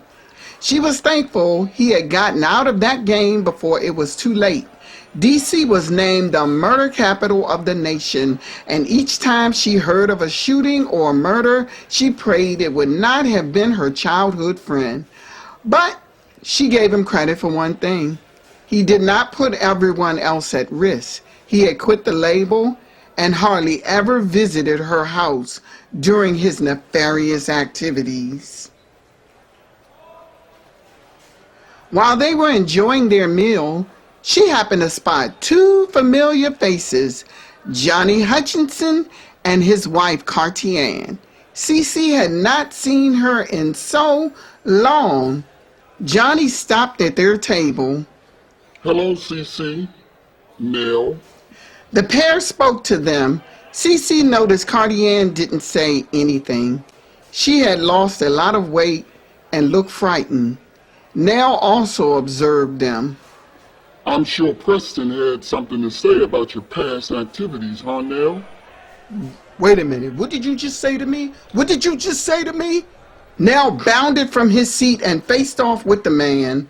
His wife called his name and tried to pull him back as Nell got in his face. What did you just say? Huh? I will Nell, wipe the he's floor not worth with it. your Bama behind. You want some of this? You want some of this? Nell, Huh? he's not You worth want it, some of Nell. this?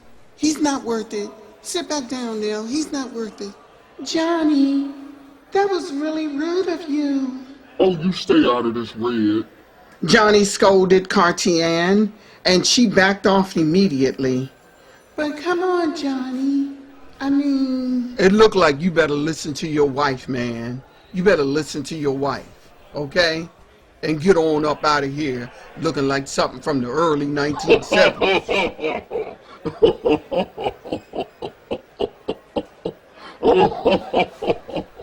Yeah, and by the way, I heard how you stole from Mr. Preston in order to launch your label. So that, Bama.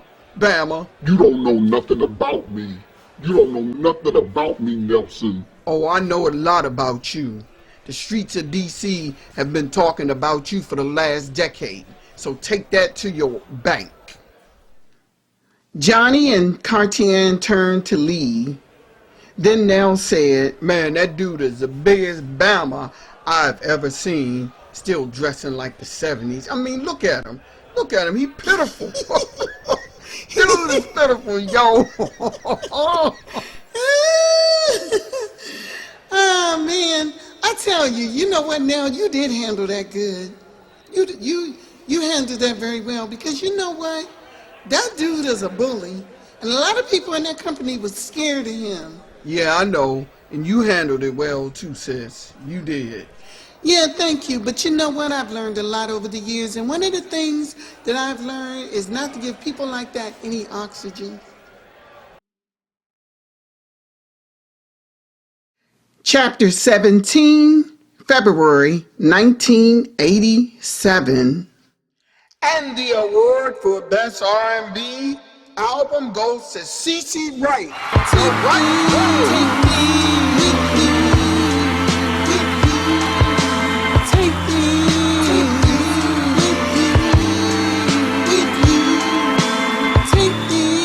Cece entered the stage to accept her second Grammy. She stood before the audience and addressed them. First of all, thank God for this gift. Thanks to my mother, may she rest. Thanks to all who stuck with me during difficult times. Thanks to my friends Nikki Preston, Tawanda Preston Wicks, Nelson Baines, and Preston Records. Thank you so much, Patrice and Norman. I appreciate these opportunities. Thank you so much again.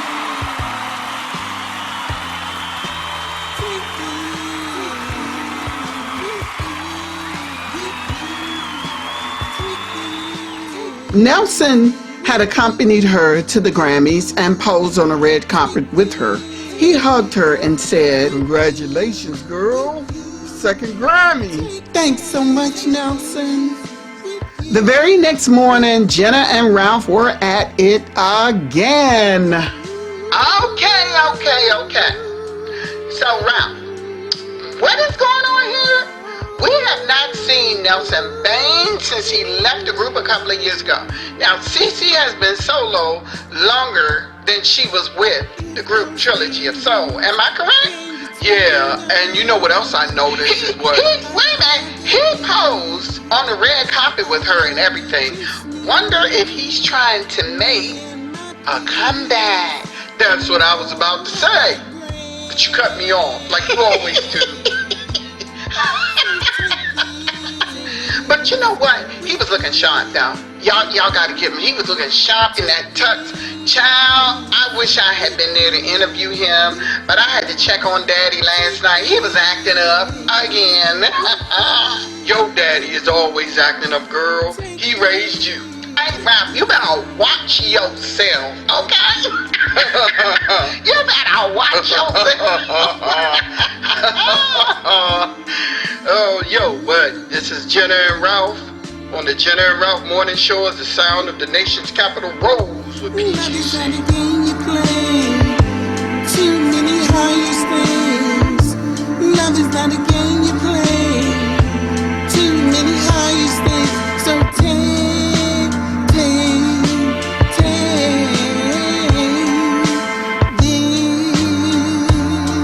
with you.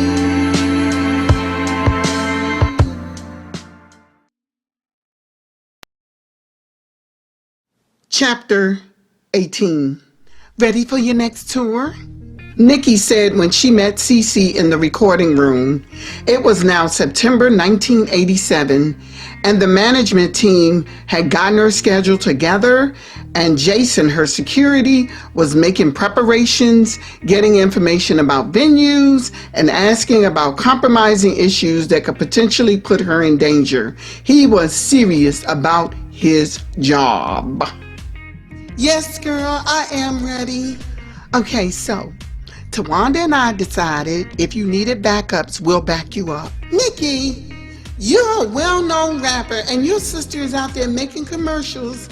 Are you kidding? Backup? We don't mind, Cece.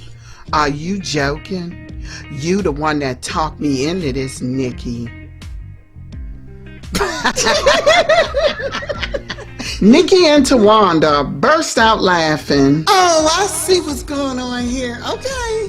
No, I'm just playing with you, Cece. It was actually my idea. And Nikki is on break from her own stuff right now, so we are available.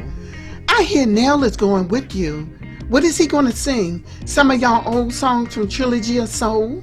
A couple of them, but since we don't have Noki, we're kind of limited on that. Oh, okay. So I guess you haven't heard from the big giant bag of dog doo-doo, have you? No, not since she did what she did. Yeah, she tried to ruin you, Cece. She would have never gotten away with that if that was me she tried to do that to. You know, no matter how famous you become, you still ghetto, Wani. I tell you, you are still ghetto. So, Cece, what are y'all gonna do? We have a duet we recorded, but I cannot tell you the rest. Oh, girl, now you got me curious. Come on, tell me. I can't. I promised Nelson that I would not spill it. He does not want anyone to know. Oh, blame it on him. What a cop-out, Cece. Wani, stop being a bully. She don't want us to know yet. I know. I'm sorry, girls. I'm so sorry. I'm sorry, Tawanda, but I gotta keep it for now. But y'all are gonna love it.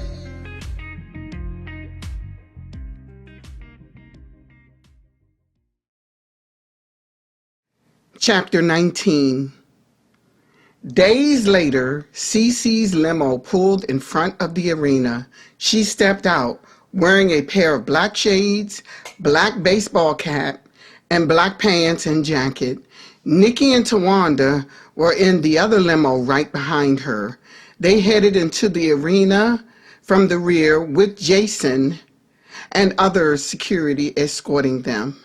Cece wasn't the only famous person in that group. Nelson's car pulled up shortly after. They headed inside to check out the setup on stage. Technicians and musicians were still setting up. The time came. The arena was packed.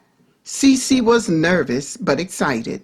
She had gotten so much support from Nikki and Tawanda. The three of them headed on stage, leaving Nell in his dressing room. It was not time for him to come out just yet. That was a little surprise she wanted to do for her fans. Cece opened the show with a bang in Los Angeles, speaking to the audience. Good evening, everyone.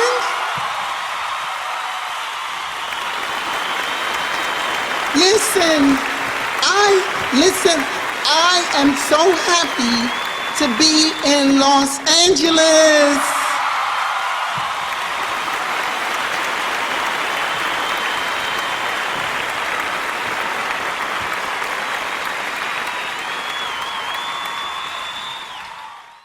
So with that, I have a nice surprise for y'all.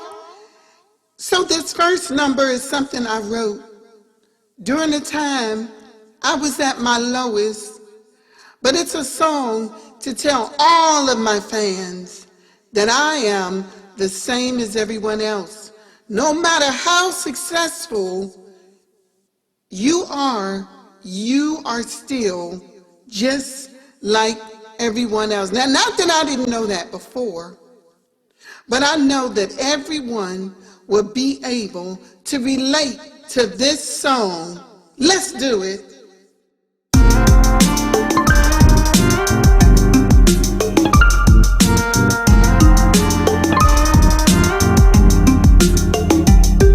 I've made so many mistakes, can't even count the days of the things I got wrong. The list is so very long because I'm flawed, flawed, flawed, flawed, flawed, because I'm flawed, flawed, flawed, flawed. Success don't mean perfect. I sometimes be hurting like everyone else. I know myself, getting things right is hard because I'm flawed, flawed, flawed. Her show then moved to Seattle, Washington. Everything for you, I make you happy, your sky's blue. There's nothing I've not done. Your life is easy, filled with fun. But I have to ask this of you. Do you love me? Love me? Love me? Love me? Do you love me? Love me? The show then moved to Houston, Texas, and it was so packed they had to do 2 more shows than they did in Los Angeles and Seattle. Love me, love me, love me, love me. Woo! I know you all want to know what is coming next, don't you?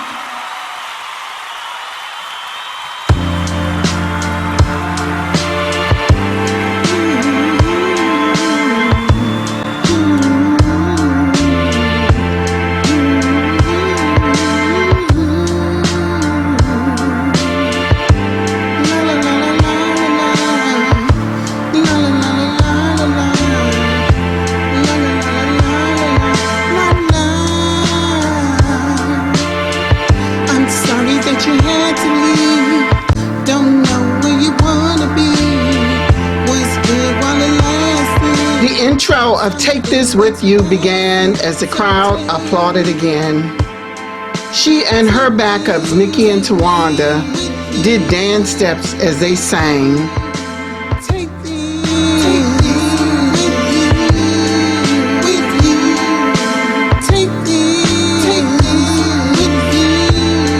Afterwards, they went on to Atlanta, where they were loved.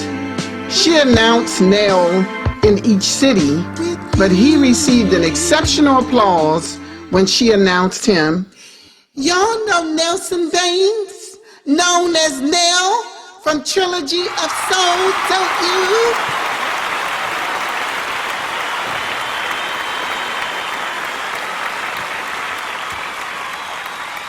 The crowd were up on their feet when they sang a portion of Down and Around. I'm going down. Tell CC to rap for me, baby. Cause CC rap like a lady. Hey, C-No, take it away. Woo! I'm going down, won't see me around, nowhere to be found, not a wedding gown, it'll make me frown, I know you're bound to love my sound. That sounded good, well understood. We're from the hood of Valley Green, the three of us.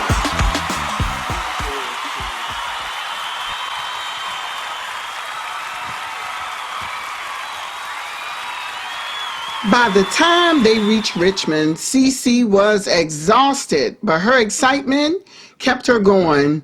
But she had to admit, she always looked forward to that last show. That's when even more people turned out because they knew the tour would be over. People from as far as South Carolina, North Carolina, and New York came to the show in Richmond.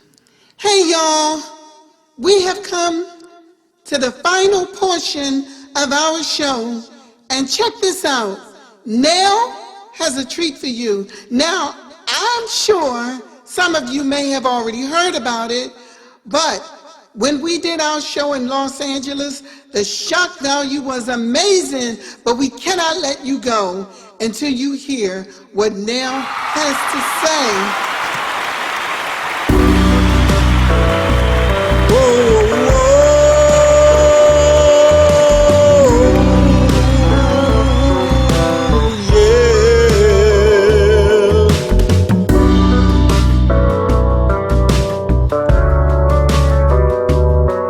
As we walk down the aisle, holding hands with the Lamb, you shared your plans with me, and I began to see how I adored you.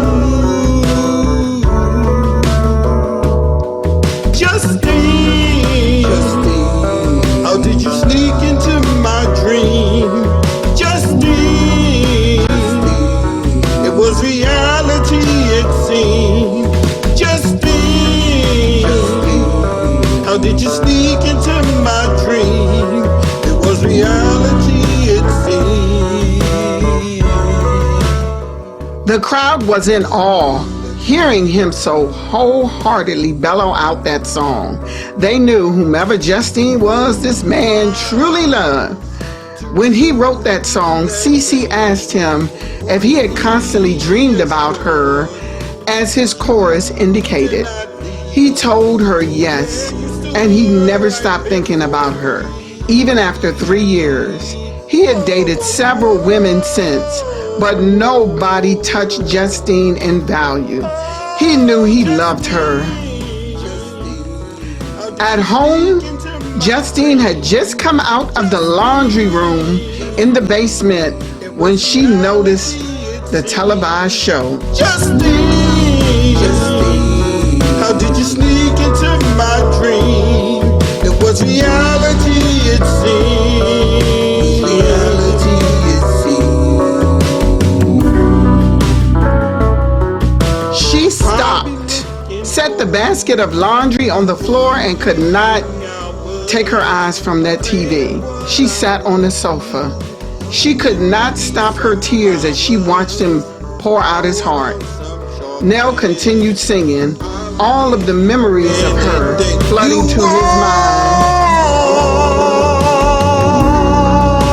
Oh, Justine, how did you sneak into my dream? Justine, it was reality it seemed. Justine, how did you sneak into my dream? He did not care that someone would say he was begging. He did not care about making a fool of himself. According to the so-called alpha males, all he knew was that he could not get this woman out of his mind, his dreams, and his heart. On the plane, Cece told him how proud she was of him for making a comeback. She told him how much she loved that song, and as soon as it was released, she would be the first person to buy a copy. The plane ride from Richmond to BWI was short. When the time comes, we'll have fun. How about a ring? This is not a fling. I want you as my wife.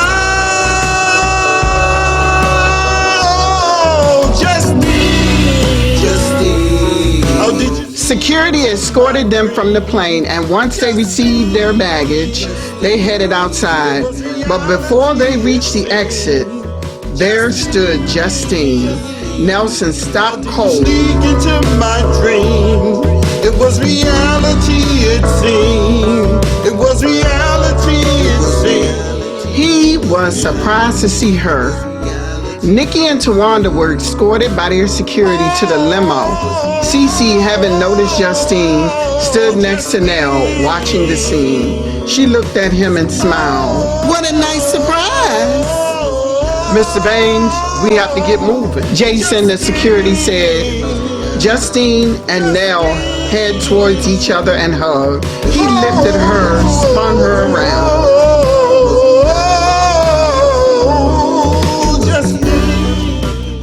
They locked in a kiss. Oh, Nelson, that was beautiful. You named a song after me? Baby, I told you I'm a changed man. You know what? I believe you. You are a changed man. Oh, and guess what? What? I'm back in the music game. Cece finally convinced me. Oh, that's wonderful! Oh my God! Oh my God! The impatient protection officer said that they had to go one more time. Nelson and Justine followed them to the limo.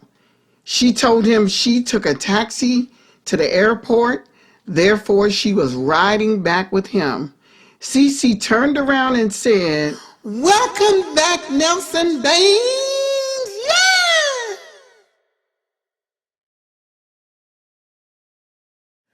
Chapter 20.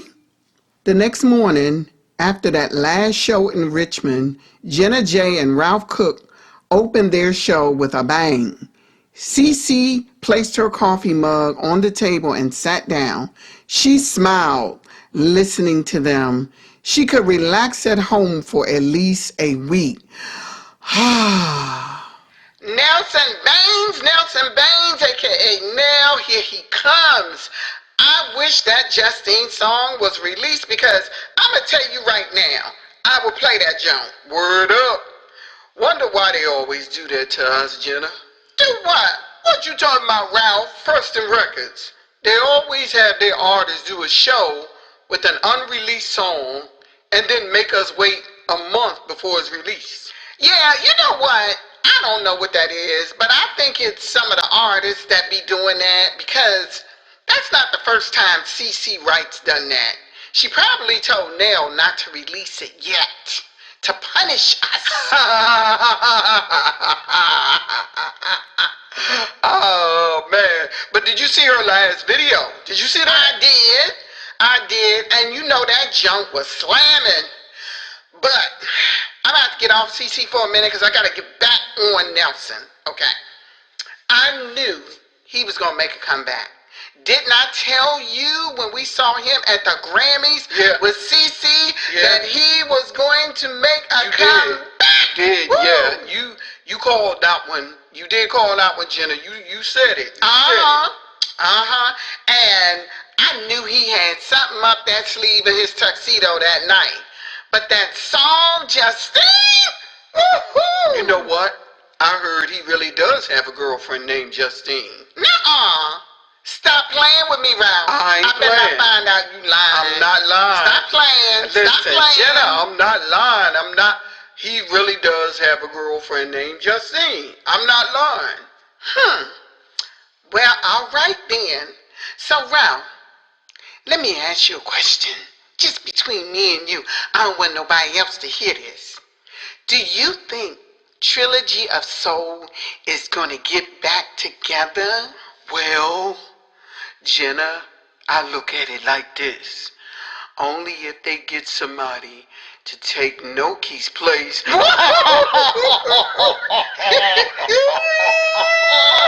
Oh, kid, you know you ain't no good, Ralph. But you know what? That's true. I can't see her being invited to the cookout after the way she stabbed her girl all up in her back. Noki wouldn't even be able to get a tour on a chitlin circuit these days.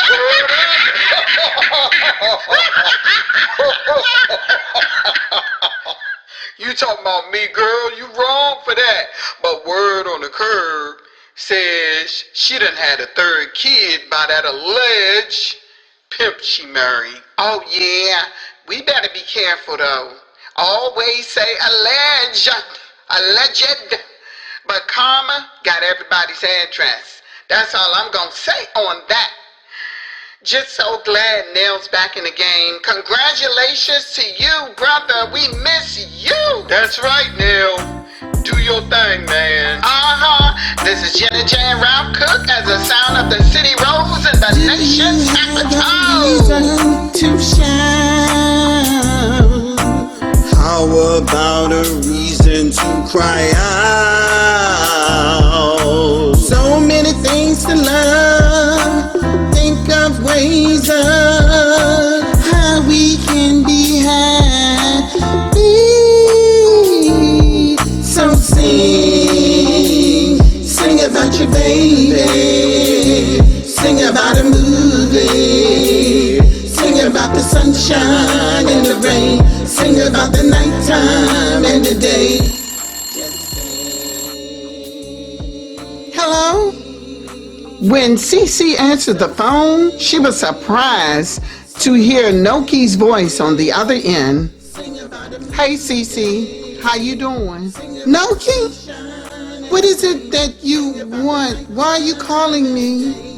I just wanted to congratulate you on your Grammys and tell you I'm really sorry for how things turned out. You mean how you turned them out, right? You know I could have lost my whole career because of your knife in my back.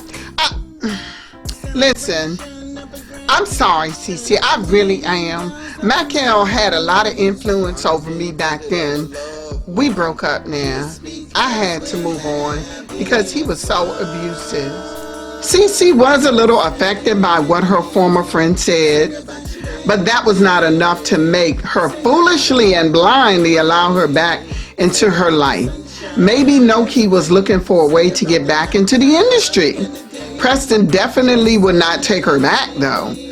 After their investigation, they learned it was Noki who had in fact leaked those photos to the press about CC. Norman had made it clear that Noki had been placed in a file as an indefinite inactive artist, meaning she would never be brought back. Well, I hope everything works out for you, Noki. You still hate me, don't you? No, I actually do not hate you. I forgive you. Well, thanks then. But know this, you and I would never be the way we were. Trust is earned. Once you burn it down, you cannot repair it. But I don't wish any harm to you. And I hope your life turns out well. Can I ask you a question then? Sure, go ahead. Why would you cut a person off if you forgive them then? Noki, you are confusing forgiveness with intimacy.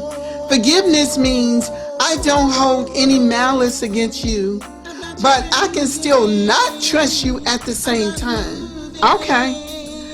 Well, I see you won't give me a chance to rebuild my trust, so I'll just leave it at that. Afterwards, they hung up. Cece's mother had always told her not to be screwed by the same person twice. Noki had no other choice but to leave it at that. Cece was content to have her two friends, Nikki and Tawanda, but especially Nikki, who had been there during some of the toughest times of her life. They had been in the industry since the company started in 1978, but were humble enough to back her up on stage during her tour. The closeness that family shared made them successful and confident. She just hoped one day Cartier would be rescued. Yolanda told her that Cartier listened to her husband and had pretty much cut off the rest of the family. There were two words to describe the reason for Cece's success: Preston Records.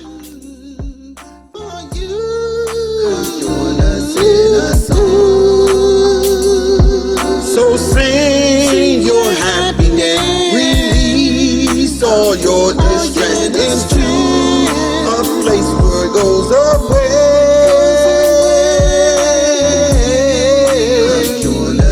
So sing your happiness, release all your distress in a place where it all goes away.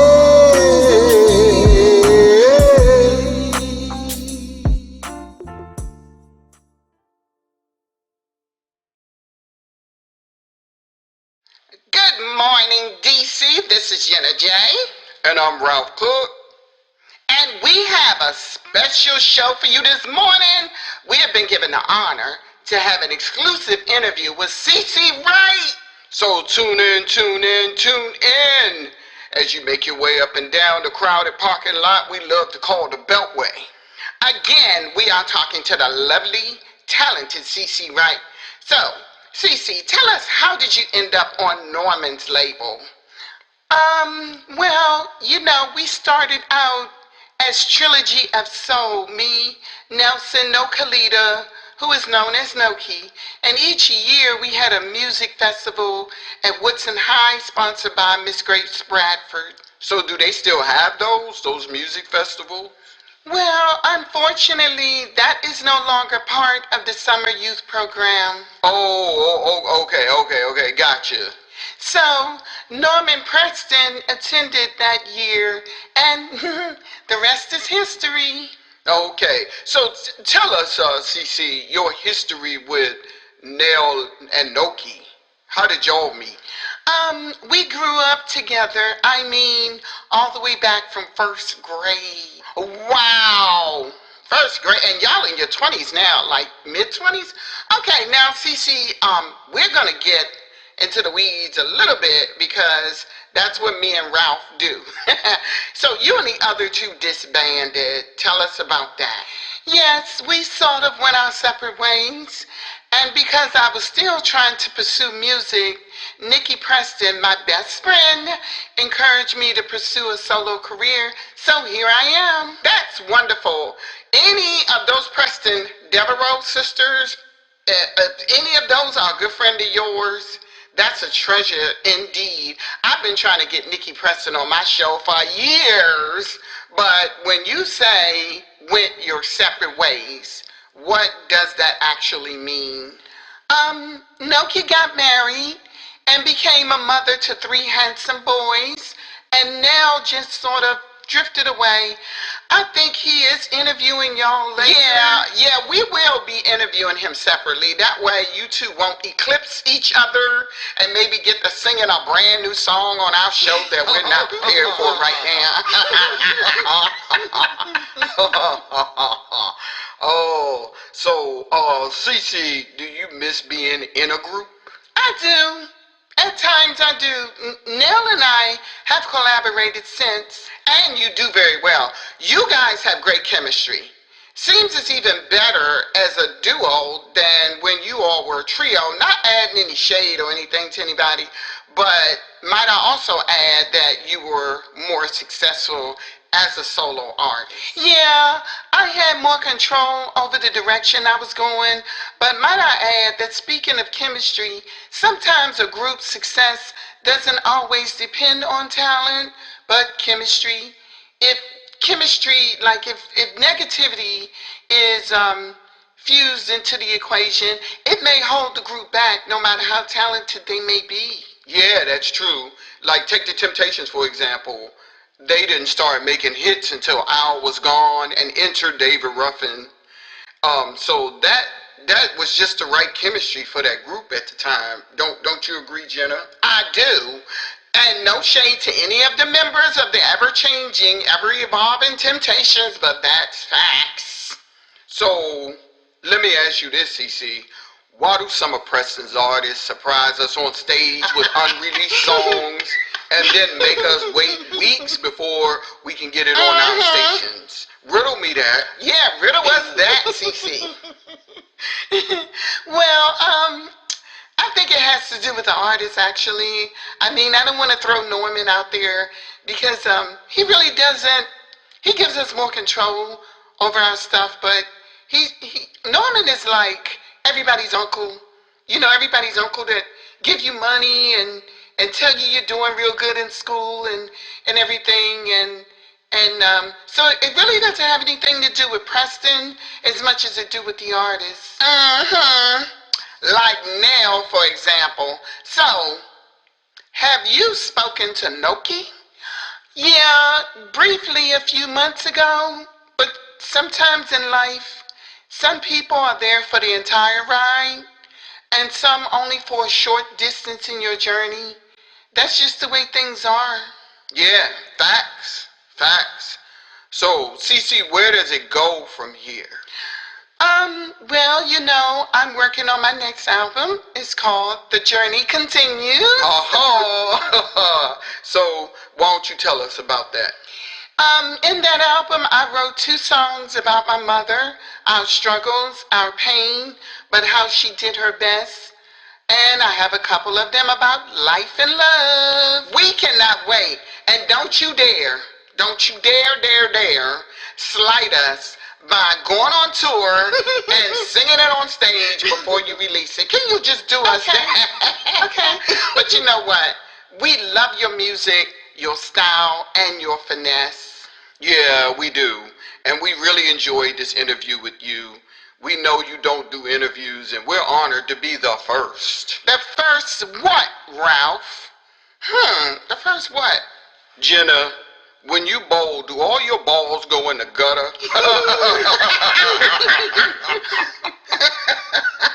Well, wait a minute, hold up. I'm just asking. Because you know people out there can get to thinking the wrong thing, right? Yeah, okay. Anyway, this was a great interview, and we are thankful, CC. Yes, we are, Miss Cecilia, right? We are very thankful for this interview. Keep on your journey, sister girl. Only stop to refuel. Go around the roadblocks. Don't let the bad weather of life stop you. Oh, thank you so much for having me on. I really appreciate it. You are welcome. You're listening to the Jenna J and Ralph Cook Show as DC rolls with PGC. How about a little CC and Nell as you make your way to work?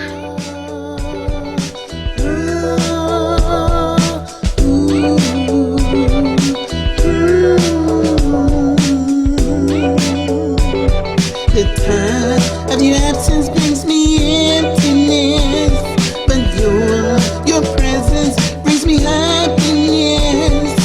There was a void, I missed your jokes and laughter. As time wore on, I realized only after.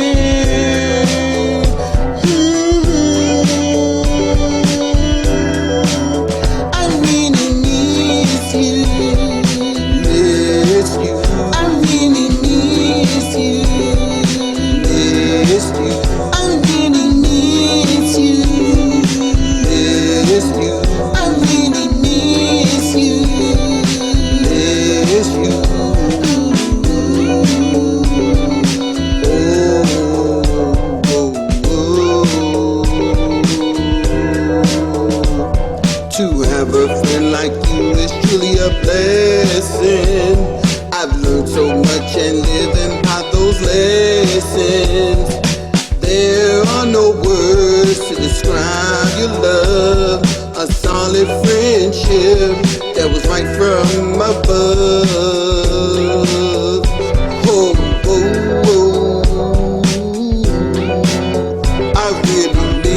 miss you. Did you miss me? I really missed you.